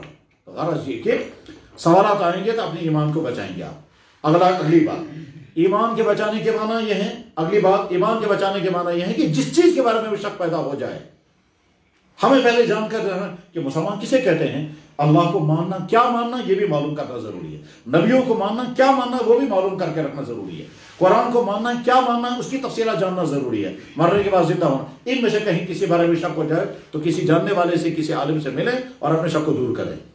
اور اس کے بعد آگے کیریکٹر کی بات آئے گی، تو کیریکٹر میں جوانی کی زندگی میں جتنی غلط چیزیں ہوتی ہیں ان غلط چیزوں سے اپنی حفاظت کرنا آپ کی ذمہ داری ہے۔ ان میں سب سے اہم ترین چیز اس وقت جو جوانوں کے لیے ہیں وہ 3-4 چیزیں میں بتانا چاہوں گا۔ نمبر 1، لڑکوں اور لڑکیوں کے جو ریلیشنز اس وقت ہیں یہ زہر ہے امت کی۔ یہ آپ کی ذات کے لیے بھی زہر ہے، آپ کے گھر کے لیے بھی، آپ کے ایمان کے لیے بھی، آپ کی قوم کے لیے بھی۔ اور اس میں یہ جو انکنٹرول ہے لڑکے اور لڑکیاں اور ذہنوں سے نکل گیا ہے کہ یہ کوئی غلط چیز ہے، اس کے نتائج بھی انتہا خطرناک نکلیں گے. آپ کی جوانی بھی برباد ہو جائے گی, آپ کا فیوچر بھی تباہ ہو جائے گا. یہ اللہ کی طرف سے بھی سزا نہ جانے کیا کیا لگ جائے گی, اور ادھر سے بھی. بہرحال یہ پہلی چیز ہے جس سے اپنے آپ کو بچانا ضروری ہے. ہو سکتا ہے بہتوں کو کڑوا لگے, کیونکہ جو اس میں ڈوب چکے ہوں گے ان کو کڑوا لگے گا. بہت سارے ایسے ہوں گے کہ جس میں ڈوبے ہیں وہ چاہتے ہیں اس سے نکلنا مگر نکل نہیں پا رہے ہوں گے. اور بہت سارے جو ہیں وہ ابھی سٹارٹ نہیں ہوں گے اور ان کو مزہ آ رہا ہوگا, کیونکہ یہ وہ چیز ہے جس کو کہتے ہیں زہر ہے مگر میٹھا ہے. تو یہ بڑا مزیدار بنے گی. یہ ملنا, یہ اپنے آپ کو عاشق دکھانا اور کسی کا معشوق بننا اور کسی کی یادوں میں تڑپنا, اوپر سے اگر میوزک بھی ساتھ ہوگا تو پھر میوزک فٹ کرتے رہیں گے اسی پر, ادھر سے گانے سنتے رہیں گے اور فٹ کرتے رہیں گے اسی پر کہ ٹھیک. اور یہ بہرحال میں صاف صاف کہنا چاہوں گا, شارٹ میں ڈیٹیل کا وقت نہیں ہے, کہ اگر آپ بچے ہوئے ہیں اس مصیبت سے تو بہت شکر پڑیں اور آئندہ اپنی آپ کو اور زیادہ آل پروف بنا لیں, تب آپ بچ پائیں گے. اور اگر آپ بچے ہوئے نہیں ہیں, کہیں خدا نہ خواستہ اس جال میں پھنس گئے ہیں, تو اس جال سے اپنے آپ کو نکالنے کی آج ہی کوشش کریں. آج نکالنا آپ کے لیے مشکل ہوگا, کل کو اس سے زیادہ مشکل, پرسوں اس سے زیادہ مشکل. اور معلوم جب آدمی سٹارٹ کرتا ہے تو صاحب نے کیا کام کو اس میں بوجھ نہیں, کسی کو پتہ نہیں لگنا چاہیے, گھر والوں کو پتہ نہیں لگنا چاہیے. ادھر سے شیطان کہتا چلتے رہو تم آگے, تم اتنے آگے چل کر کے بے غیرت بنو گے کہ تم کہو گے میں بوزدن سہری, میں کیا پرواہ. ٹھیک, اس کے بعد تم کہو گے میں سارے سماج سے جنگ کرنے کے لیے تیار ہوں, میں تیرے لیے تالے میں توڑ کر لانے کے لیے تیار ہوں, میں تیرے لیے یہ کرنے. جب بے غیرتی کے آخری سٹیج پر انسان پہنچ جاتا ہے پھر کسی کی پرواہ نہیں ہوتی. پھر گھر والے کہتے ہیں بیٹا یہ کیا, کہنے لگا یہ مرضی تو کر جو مشغول ہو. یہی ہوتا ہے,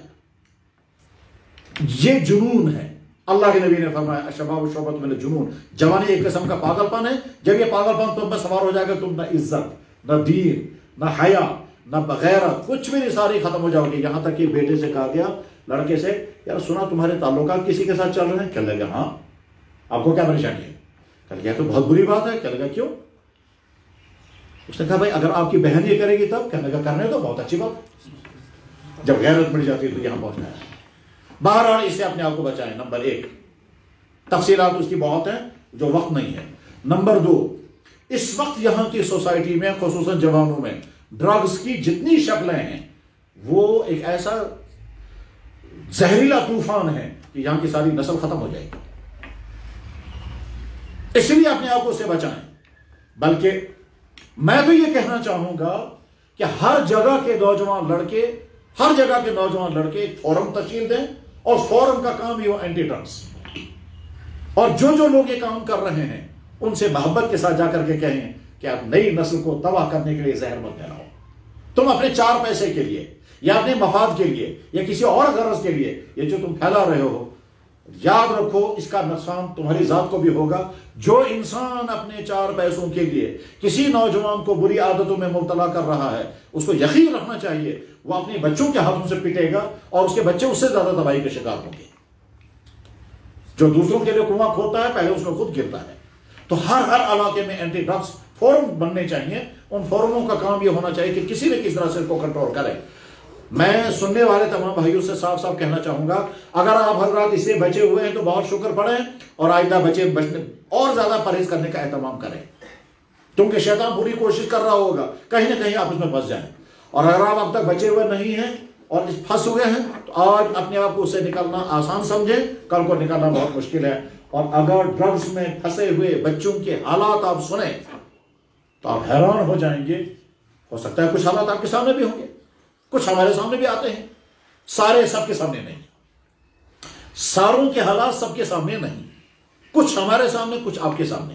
لیکن اگر ہم اس میں اندر چلے جائیں گے اور یہ معلوم کریں گے کہ لڑکوں لڑکیوں کا تباہ حال اور کون سی حالتیں پہنچ جاتے ہیں, تو اس وقت انسان حیران ہوتا ہے کہاں. مثلا جب میرے سامنے ایک باپ اپنے بیٹے سے کہتا ہے خدایا یا تو وہ سدرون نہ دیتس موت, خدایا بہن کا سدری اور دیتس موت. کیا 10 سال ہو چکے ہیں اس کو ڈرگز کرتے ہوئے, اس نے گھر کے برتن تک بیچے ہیں. یاد رکھیں اس زہر میں اندر داخل ہونا اپنے اختیار میں ہے, نکلنا بہت مشکل ہے. اور سٹارٹ کیسے ہوگا؟ سٹارٹ ہوگا میں آج چکھ کر کے دیکھوں گا, آج ٹیسٹ کر کے دیکھوں گا. مجھے کہاں روز کرنا ہے, آج ہی کر کے دیکھتا ہوں. ایک دن کیا, اب بدن میں کچھ ہوتا ہوگا اس کی وجہ سے, ہم کو تو نہیں معلوم ہے, لیکن اگلے دن کہیں گے آج میں پھر کر کے دیکھوں گا. یا آپ کا کوئی دوست آپ کو کہے گا نرکن چھو تو دوہے کرو آج اچھا بھی رات سے آج بھی ایک پھر بس یہ ایک پھر کرتے کرتے اور اس وقت ساتھ میں عقل مندی کی بات یہ ہے کہ جو سموکنگ کرتے ہیں جو ڈرنکنگ کرتے ہیں جو یہ انجیکشنیں کرتے ہیں ان سے پوچھو یار آپ اس میں چلے کیسے گئے کیا بات ہو گئی جس کی بنا پر وہ اپنے حالات سنائیں گے فوراً اپنے پر فٹ کر لیں کہ مجھ پر بھی ایسے حالات آ سکتے ہیں میں اس وقت اپنے آپ کو کیسے بچاؤں اگر آپ نے اپنے آپ کو نہیں بچایا یاد رکھیں آپ اپنے لیے وبال بنیں گے اپنے ماں باپ کے لیے وبال بنیں گے اپنے ہونے والی بیویوں کے لیے وبال بنیں گے اور اگر شادیاں ہو چکی ہوں گے تو اپنی بیوی اور اپنے عیال کے لیے وبال اور ساری قوم کے لیے وبال بنیں گے کامیاب جوان تو وہ ہے کہ جو خود بھی بچے اور اوروں کو بھی بچانے کی کوشش کرے میں تو یہ کہنا میں پھر مقرر عرض کرنا چاہوں گا کہ اگر یہاں کے لوگوں نے ہر علاقے میں اینٹی ڈرگز فورم کھڑے نہیں کیے اور کنٹرول کرنے کے لیے خود کھڑے نہیں ہوئے تو باہر کا کوئی آدمی نہیں آئے گا جو یہاں کی اس لعنت کو ختم کرے اور یہاں جو لوگ اس کو پھیلا رہے ہیں ان سے بس میں کنٹرول کرتے ہوئے اس بات کو ختم کر رہا ہوں اگر آپ بچے ہوئے ہیں تو بہت شکر پڑیں اور آئندہ بچنے کا اور زیادہ اہتمام کریں اور زیادہ پابندی کریں اور اگر بچے ہوئے نہیں ہیں پھنس گئے ہیں تو آج اپنے آپ کو چھوڑانا بہت آسان ہے کل کو مشکل اس سے اگلے اور مشکل ہوتے ہوتے چھوڑانے کے لیے کہ آپ کو کیا کرنا ہوگا نمبر 1 سب سے پہلی بات تو یہ ہے کہ جو لڑکا اس میں مبتلا ہو گیا وہ اپنے آپ کو کسی ڈاکٹر کے حوالے کر دے لیکن ڈاکٹر سے مراد میرا میڈیکل کالج کا ڈاکٹر نہیں ڈاکٹر سے مراد میرے وہ کلینک والا ڈاکٹر نہیں ڈاکٹر سے مراد ہے دینی ڈاکٹر کسی ایسے مصلح شخص جو مرشد ہو جو انسان کو ان برائیوں سے نکالنے کا گر جانتا ہو اس سے اپنے آپ کو جوڑ لیں اور جب اس کے اپنے آپ کو اسے کنیکٹ کریں گے اور اس کی نگرانی میں رہیں گے تو وہ تھوڑی تھوڑی تربیت کرتے کرتے ہو سکتا ہے کامیاب ہو جائے اور آپ کو اس مصیبت سے نکال دیں 2 چیزیں ہو گئی نمبر 3 اس وقت کی صورتحال یہ ہے یہاں کے نوجوان لڑکے فیشنوں میں ڈوب رہے ہیں اور ان فیشنوں میں وہ یہ بھی نہیں دیکھتے ہیں کہ یہ چیز جو ہم کر رہے ہیں یہ حلال ہے یا حرام مثلا اس وقت یہاں کشمیر کے بے شمار نوجوان لڑکے کچھا پہنتے ہیں حالانکہ رانے کھولنا حرام ہے بخاری میں حدیث ہے اللہ کے نبی علیہ السلام کے ارشاد الفخذ عورۃ یعنی جس طرح سے انسان کے پرائیویٹ آرگنز وہ سطر میں داخل ہیں بس ٹھیک اسی طرح سے رام بھی سطر میں داخل ہے رام بھی نہیں کھول سکتے لیکن یہاں کے بہت سارے لڑکے آ کر بس کیا صاحب گرم میں کو واریا تو گرمی کے نام پر وہ کٹیں پہن رہے ہیں آج تک تو کبھی ایسی یہ دراصل کیا یہ فیشن پرستی ہے اسی طرح سے بے شمار نوجوان میں کسی کا دل نہیں دکھانا چاہتا لیکن حقیقت بتانی ہے بے شمار نوجوان اس وقت جو بالوں کا سٹائل بنائے ہوئے ہیں یہ وہ بال ہیں جس کو 1400 سال پہلے اللہ کے نبی نے حرام کر دیا ہے آج وہ سٹائل آ گیا ہے آپ نے فرمایا تھا چل رؤوسہن کاسنمۃ البخت ایک زمانہ ایسا ہے کہ لوگوں کے بال جو ہیں وہ بختی اونٹوں کی طرح ہوں گے وہ بختی اونٹوں کی طرح بال ہم کو نہیں معلوم تھا لیکن آج جب یہ فیشن آ گیا بالوں کو کھڑے کرنا ہے چاروں طرف سے صاف کر دینے ہیں یہ وہی ہے میرے کہنے کا مطلب کیا ہے کہ مسلمان نوجوان کیوں نہیں سوچتا کہ اگر میرا نبی مجھے کوئی بات کہتا ہے مجھے وہ سوٹ نہیں کرتی اور اگر مجھے فیشن کے راستے سے کوئی بات آتی ہے کرکٹروں کی طرف سے فٹ بالروں کی طرف سے ناچنے گانے والوں کی طرف سے فیشن ڈیزائنروں کی طرف سے کوئی بات اگر آتی ہے تو مجھے سوٹ کرتی ہے میں کون سی عالم میں پہنچ گیا ہوں کہیں مجھے جراثیم تو نہیں اندر داخل ہو گئے ہیں مجھے انفیکشن تو نہیں ہو گیا کفر کا یہ چیز مجھے پسند آتی ہے لہذا غیر اسلامی اپنے بدن کو سجانے کی اسلام نے اجازت دی کوئی شک نہیں لڑکوں کو بھی لڑکیوں کو بھی لیکن بدن سجانے کے معنی ہرگز یہ نہیں ہے کہ لڑکے لڑکیاں بن جائیں اور لڑکیاں جو ہیں لڑکے بن جائیں سکن ٹائٹ دونوں کے لیے حرام ہے اب چاہے لوگوں کا کڑوا لگے یا برا لگے اچھی بات یہ ہے اگر میڈیکلی غور کیا جائے تو یہ جو سکن ٹائٹ ہے انسان کے صحت کے لیے سخت ترین مضر ہے مگر فیشن کی بنا پر عقلوں پر ایسے پردے پڑ جاتے ہیں کہ ابھی سمجھتا بھی نہیں ہم کیا کر رہے ہیں یاد رکھیں جوانی کی زندگی میں انسان کی باڈی گروتھ کرتی ہے جب آپ سیکنڈ ٹائٹ سے اس کو باندھ کر کے رکھیں گے اس کے معنی یہ ہے کہ آپ کی جوانی اس طرح سے گروتھ نہیں کر پائے گی آپ کمزور رہیں گے چنانچہ آج کے زمانے میں لڑکے اور لڑکیاں جتنا کمزور ہیں پہلے کبھی بھی نہیں تھے حالانکہ کھاتے سب سے زیادہ آج ہی ہیں پہلے زمانے اتنا نہیں کھاتے تھے بہرحال میں صاحب کہنا چاہوں گا بدن سجاتے سجاتے آپ اچھی طرح سے دیکھیں آپ مسلمان ہیں اپنے نبی کے دائرے سے باہر نہیں جائیں گے سجانے کے معنی یہ نہیں کہ اپنے نبی کے حکموں کو آپ رون دیں اور اس کے بعد پھر اپنے بدن سجا رہے ہوں جو بدن سجایا جائے گا نبی کی تعلیمات کو رون کر کے، ٹھیک، اس بدن پر لعنتیں اترتی ہیں اور اسے وہ زندگی ناکام ہو جاتی ہے۔ آخری بات، چونکہ وقت ختم ہو رہا ہے، مجھے اسے اور زیادہ طویل نہیں کرنا چاہوں گا کہ بحیثیت مسلمان ہمیں یہ ڈیسائیڈ کرنا ہے کہ ہم نبی کے دین کے مٹانے والوں میں شامل ہیں یا نبی کے دین کے بچانے والوں میں۔ بس یہ فیصلہ کرنا ہے ہر مسلمان کہ ہم کون سے جنگ چل رہی ہے۔ ایک طرف سے نبی کی تہذیب کو مٹانے والے سرگرم ہیں اپنے تمام وسائل، اپنے تمام سورسز کے ساتھ، ایک طرف سے نبی کے دین کو بچانے والے سرگرم، اور نبی کا دین صرف محمد رسول کا دین نہیں ہے، تمام نبیوں کی جو تہذیب ہے اس تہذیب کی نمائندگی اسلام کرتا ہے۔ یعنی ہم اگر یہ کہیں گے اے دنیا کے عیسائیوں، عیسیٰ علیہ السلام کی تہذیب کے علم بردار ہم، اے دنیا کی یہودیوں، موسیٰ علیہ السلام کی تہذیب کے علم بردار ہم، کیونکہ محمد رسول اللہ کی تہذیب دراصل تمام نبیوں کا کلچر تھا، ان کی ثقافت تھی، تو ہم محمد رسول اللہ صلی اللہ علیہ وسلم کی تہذیب کے، اب ہمیں فیصلہ کرنا ہے ہم اس کے بچانے والوں میں یا مٹانے والوں میں۔ اگر ہم کہیں گے جی ہمارا بھی شوق ہے، ہم بھی فیشن کے مطابق زندگی گزار، اس کا مطلب یہ ہم نے آپ کو اس کھاتے میں ڈال دیا۔ اور جب صورتحال یہ ہوتی ہے تو پھر اللہ تعالیٰ شامل کہتے ہیں بہت اچھا، اب تم اس پالے میں جا چکے ہو، تم ان دشمنوں کے پالے میں ہو، تو اب دو ٹیموں کی گیم ہو رہی، دو ٹیموں کا میچ چل رہا ہے، اس میچ میں آپ کو ڈیسائیڈ کرنا آپ کون سی کس کے ساتھ ہیں۔ بس ٹھیک اسی طرح سے اسلام اور کفر کی جنگ ہے، اسلامی تہذیب اور غیر اسلامی تہذیب کا ٹکراؤ ہے، کلیش، اب سیولائزیشن کا دور چل رہا ہے۔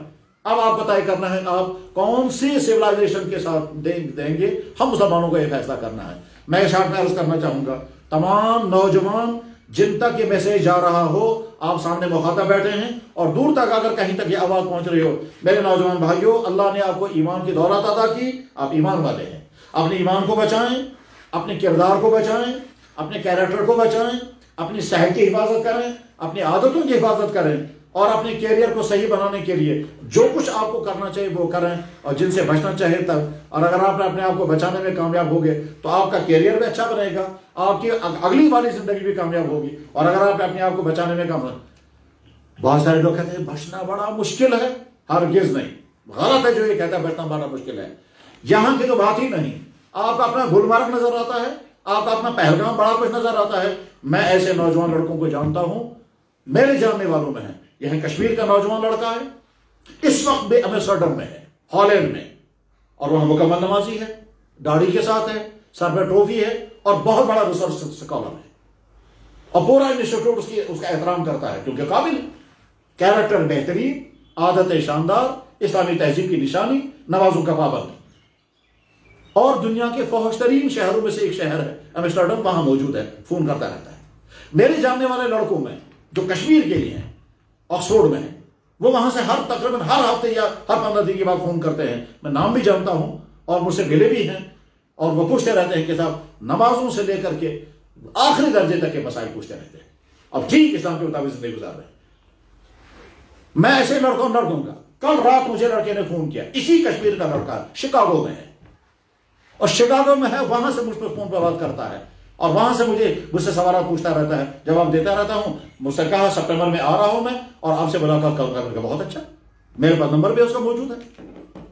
تو وہ ان ملکوں میں اور ان شہروں میں رہ کر کے اپنی جوانی کو برباد نہیں ہونے دے رہے۔ ہمارے یہاں کا لڑکا جو ہے یہاں کی گلی میں پھر رہا ہے، اور وہ سمجھتا ہے کہ میں دنیا کا سب سے بڑا ہیرو بن گیا، اور اس کے بعد پھر جو لوگ ہیرو ہیں وہ ہیرو نے، وہ دنیا کی بدترین قومیں ہیں جو انسانوں کو تباہ کرتے ہیں۔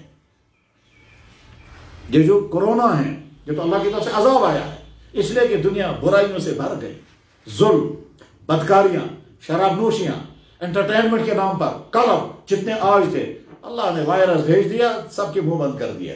اب جناب کوئی کسی سے مل بھی نہیں سکتا، اب کہاں ہیں وہ لوگوں کے بوسے بازیاں، اب کہاں ہیں وہ قلبوں کے ناچ گانے، اور کہاں ہیں وہ گردنوں پر ہاتھ ڈال کر کے پھرنا اور ہاتھ سے ہاتھ ملا کر فاصلے قائم کر دیے اور سب کے منہ بند کر دیے۔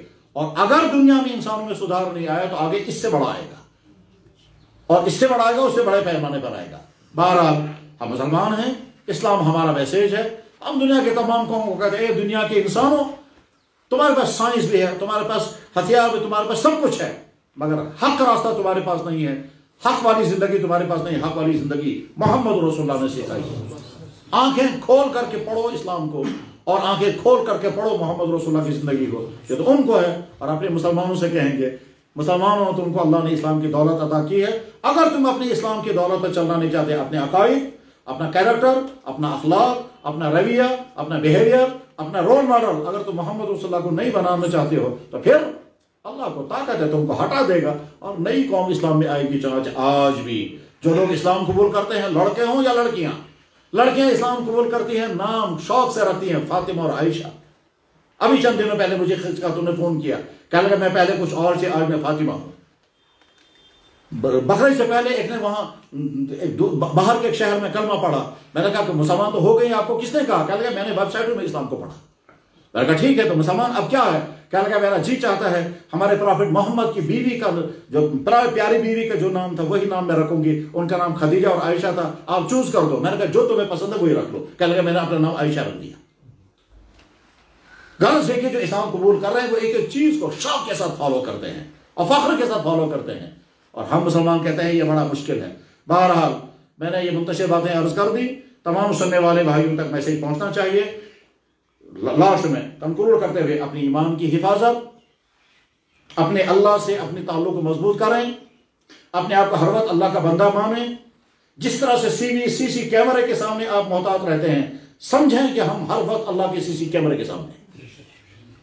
اور جس طرح سے ہم سمجھتے ہیں کہ ہمارا ریکارڈ تیار ہو رہا ہے اور کل کو رزلٹ بک سامنے آ جائے گا، ٹھیک جو سروس کر رہے ہیں ان کا سروس بک تیار ہو رہا ہے، جس دن آپ ریٹائر ہو جائیں گے آپ کا سروس بک آگے آ جائے گا. ٹھیک اسی طرح سے ہم مسلمان سروس پر ہیں. اس وقت ہمارا سروس بک تیار ہو رہا ہے اور سروس بک سامنے آ جائے گا، اور اس کے ریکارڈنگ ہماری باڈی بھی کر رہی ہے، فرشتے بھی کر رہے ہیں اور اللہ تعالیٰ شامل کیا بھی کر رہے ہیں.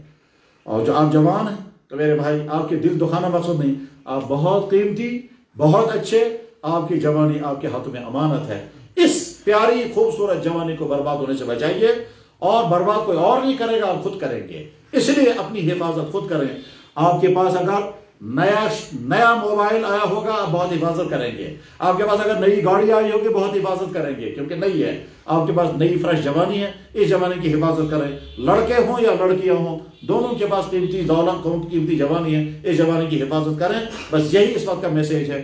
محمد رسول اللہ صلی اللہ علیہ وسلم کی حدیث سنا کر کے میں بات ختم کرتا ہوں. اللہ کے نبی نے فرمایا قیامت کے دن 7 آدمی عرش کے سائے کے نیچے ہوں گے. ان 7 آدمیوں میں سے پہلا شخص وہ ہے کہ جو امام عادل ہو. امام عادل کا مطلب یہ ہے جس پر اس کا ہولڈ چلتا ہے اس کا وہ غلط یوز نہ کرے. امام عادل، میرا اپنے بدن پر ہولڈ ہے، میں اپنے بدن کو جیسے چاہوں گا استعمال کر سکتا ہوں، میں نے اس کا غلط یوز نہیں کیا. یہ امام عادل. اسی کے ایک قسم ہے ملک کا حکمران. ملک کا حکمران سب سے پہلے جنت میں جائے گا. جنت میں نہیں، عرش کے سائے کے نیچے ہوگا، مگر ظالم حکمران نہیں. وہ تو حکمران جیسے حضرت عمر بن خطاب رضی اللہ تعالیٰ، وہ مراد ہے. وہ نہیں جو لوگوں کا خون چوسیں، وہ نہیں جو لوگوں پر ظلم کریں، وہ نہیں. ہلاکو نہیں، چنگیز خان نہیں. عمر بن خطاب جیسا انسان آدھی دنیا پر حکومت کر رہا تھا اور پھٹے ہوئے کپڑے پہن رہے تھے اور گھر میں کھانا نہیں تھا. جب مدینہ شریف میں قحط آیا اور حضرت عمر بن خطاب بھی بھوکے رہتے تھے، کافی دن کمزور ہو گئے، تو ایک دفعہ ایک صاحب نے حلوہ لایا، اس میں جو کھجوریں اور گھی ملا کر کے حلوہ تیار کر کے لایا. حضرت عمر کی خدمت میں پیش کیا. عرض کیا حضرت آپ اتنے کمزور ہو گئے ہیں، تھوڑا سا کچھ کھائیے. تو حضرت عمر نے فرمایا قحط کا زمانہ ہے، لوگوں کے گھروں میں کھانا پینا نہیں ہے، کیا مدینے کے ہر گھر میں یہ کھانا موجود ہے؟ اس نے کہا حضرت یہ کہاں مل سکتا ہے، ہر گھر میں والوں کے لیے کہاں میسر ہوگا. حضرت عمر نے فرمایا میں کیسے کھا سکتا ہوں اس کو. چاچے جب تک مدینے میں قحط رہا حضرت عمر کے گھر میں بھی قحط تھا، امیر المومنین ہونے کے باوجود، وہ مراد. اور نمبر 2 پر عرش کے سائے کے نیچے وہ جوان ہوگا جس جوان نے اپنی جوانی سارے گندے کاموں سے بچائی ہوگی. اور اب گندے کاموں سے اپنی جوانی بچانا آسان نہیں، بہت مشکل ہے. یہ ہے آپ کے یہاں اوپر دنیا بھر کے سیاحوں کا مرکز. ٹھیک، یہ سیاحوں کا مرکز ہے اور اس کے ساتھ ساتھ نہ جانے اور کن کن چیزوں کا مرکز ہوگا.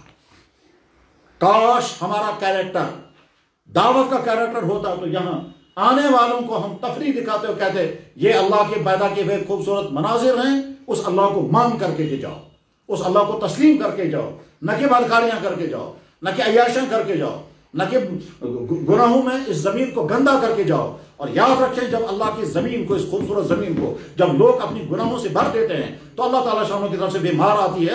اس مار کو پھر تم اپنے مقابلے نہیں کہتے ہم جنگ لڑ رہے ہیں خدا سے، دیکھتے ہیں کب تک لڑیں گے کہ انسان خدا سے جنگ. کہتا ہے ہم کورونا کی جنگ لڑ رہے ہیں. اب خدا سے کیا جنگ لڑ سکو گے؟ مروڑ دیتا ہے وہ فرعون نمرود کو، تم کو بھی سب کو مروڑ دے گا. یاد رکھیں اگر انسان دنیا کے سدھرتے ہیں تو ٹھیک، ورنہ اللہ کے عذابوں کے لیے اور تیار ہو جائے. اس میں مسلمان بھی ہوں گے، غیر مسلم بھی ہوں گے. اللہ ہے. جس اللہ نے موسیٰ کو بچایا اسی اللہ نے فرعون کو غرق کیا. جس اللہ نے ابراہیم کو بچایا اسی اللہ نے نمرود کو تباہ کیا. اور جس اللہ نے محمد رسول اللہ کو مکڑی کی جالے کے ذریعے سے حفاظت کرائی اور ابو جہل کو فنا کر دیا، وہ اللہ آج انہی طاقتوں کے ساتھ موجود ہے. ہم توبہ کر کے اٹھیں گے، وقت ختم ہو رہا ہے، غروب آفتاب کا وقت ہے. ہم ارادہ کریں گے، یا اللہ ہم طے کرتے ہیں کہ ہم مسلمان بن کے زندگی گزاریں گے. ہم طے کرتے ہیں کہ ہم آپ کی محبتوں کے ساتھ اور آپ کی اطاعت کے ساتھ زندگی گزاریں گے. یا اللہ ہم طے کرتے ہیں کہ محمد رسول اللہ سے واقعتاً ہم محبت کریں گے، لفظی عاشق رسول نہیں بلکہ ان کی ایک ایک چیز کو فالو کر کے. یا اللہ ہم طے کرتے ہیں کہ ہم با کردار جوانی کی زندگی گزاریں گے، نہ کہ بد کردار جوانی. اور بد کرداری میں جو چیزیں ہوتی ہیں بد کرداری، ان تمام چیزوں سے اپنے آپ کو بچائیں گے. اگر ہم نے یہ ارادہ کر لیا تو انشاءاللہ ہماری یہ مجلس ہمارے لیے مفید سے مفید تر ہوگی. میں نے سٹارٹ میں عرض کیا تھا ہم نیت ٹھیک کرنے، شاید کنکلوژن میں اب آپ کو سمجھ میں آ گیا ہوگا کہ نیت ٹھیک کرنے کے معنی یہ ہے کہ جو کچھ ہم نے سنا ہم اس کو تسلیم کریں گے. ڈاکٹر کے پاس جب انسان جاتا ہے، جن چیزوں کا وہ پرہیز بتاتا ہے ان چیزوں کا پرہیز کا ارادہ کر کے واپس آتا ہے. اور جو چیزیں دوائی کے طور پر استعمال، نمازوں کی پابندی کریں، قرآن کی تلاوت کریں. قرآن پڑھنا اگر نہیں آتا ہے تو قرآن پڑھنا سیکھیں اور اس کے بعد قرآن پڑھنا سیکھیں.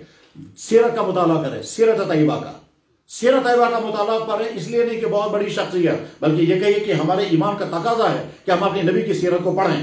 اور نبی کی سیرت کو جو پڑھیں گے تو اس کے اثرات و انوارات ہمارے دل میں آ جائیں گے. اور اہم ترین چیز ہے، اگر آپ اپنی جوانی کو بچانا چاہتے ہیں میرے بھائیو، تبلیغ کے ساتھ نکلیں. اور تبلیغ کے ساتھ نکلنے کے نتیجے میں آپ کی ایمان کے اندر طاقت آئے گی، آپ اپنے کردار کو بچانے میں کامیاب ہوں گے. جب میں یہ کہتا ہوں کہ سیرت کا مطالعہ کریں، یہ کوئی سطحی بات نہیں، بہت اہم بات میں عرض کر رہا ہوں. اپنے نبی کی سیرت کا مطالعہ کریں گے سوچ کر میں جوانی میں ہوں، میرے لیے رول ماڈل محمد رسول اللہ کی جوانی. میں شوہر بنا ہوں، میرے لیے محمد رسول اللہ بہتر شوہر رول ماڈل. میں اگر غربت میں ہوں تو محمد رسول اللہ میرے لیے رول ماڈل بہتر غربت. میں واقعہ سنا کے بہت ختم کرتا ہوں. ساؤتھ افریقہ میں ایک بڑے لیڈر گزرے ہیں جو بہت سالوں تک جیلوں میں بند رہے اور اس کے بعد جیل سے رہا ہو کر کے ساؤتھ افریقہ کے صدر بھی بنے، پریزیڈنٹ بھی بنے. جب وہ جیل سے رہا ہوئے تھے تو اس زمانے میں اخباروں میں خوب ان کا تذکرہ آتا تھا، ان کے انٹرویو آتے تھے. تو میں نے ان کا انٹرویو پڑھا اس وقت. انہوں نے کہا کہ جیل کے اندر میں نے بہت کچھ پڑھا، ان میں سے میں نے پرافٹ محمد صلی اللہ علیہ وسلم کی ہسٹری بھی پڑھی اور ان کی زندگی کے حالات میں نے پڑھے. کہتے ہیں وہاں میں پڑھتے پڑھتے میں حیران ہو گیا کہ محمد پرافٹ محمد صلی اللہ علیہ وسلم نے جب مکہ اپنے قبضے میں لیا تو جن ظالموں نے آپ پر بہت ظلم کیے تھے ان ظالموں کا آپ نے اعلان کر کے معاف کر دیا، کسی سے کوئی بدلہ نہیں لیا. کہتے ہیں یہ کیریکٹر دنیا میں کسی کا نہیں. اور میں نے سوچا ہے میرا بھی کیریکٹر ایسا ہی بننا چاہیے. یہ مختلف وہ اپنے انٹرویوز میں کہتے رہتے تھے، میں نے بارہا پڑھا. اس بات کو ذہن میں رکھ کر دیکھیے.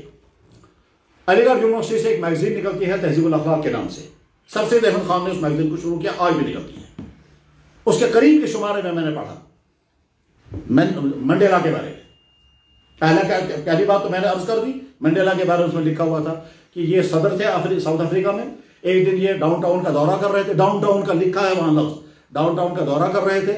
سیکورٹی صاحب تھی تو دورہ کرتے کرتے انہوں نے کہا بھائی آج ہم پریزیڈنٹ ہاؤس میں نہیں جائیں گے، آج ہم کہیں ریسٹورنٹ میں کھانا کھائیں گے. تو سیکورٹی افسر جو ہے وہ ریسٹورنٹ میں گیا، چیک کیا اور اس کا پھر اندر چلے گئے. کہا صاحب اب ہم یہی کھانا کھائیں گے. تو کسی ریسٹورنٹ میں سمندر کے کنارے پر کھانا کھانے کی آرڈر دیا گیا. قریب میں کسی ٹیبل پر ایک اور صاحب کھانے کے لیے بیٹھے تھے. جو ہی منڈیلا صاحب اندر آ گئے تو وہ شخص کانپنے لگا.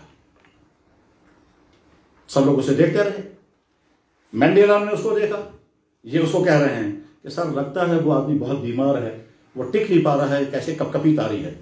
تو صدر نے تھوڑا سا ہنسا، ہنسنے کے بعد کہا یہ بیمار نہیں ہے، اس کو کہو یہی ہمارے پاس آ جاؤ. یہ گیا اور کہا سر کہہ رہے ہیں آپ بھی ہمارے ٹیبل پر آ جائیے.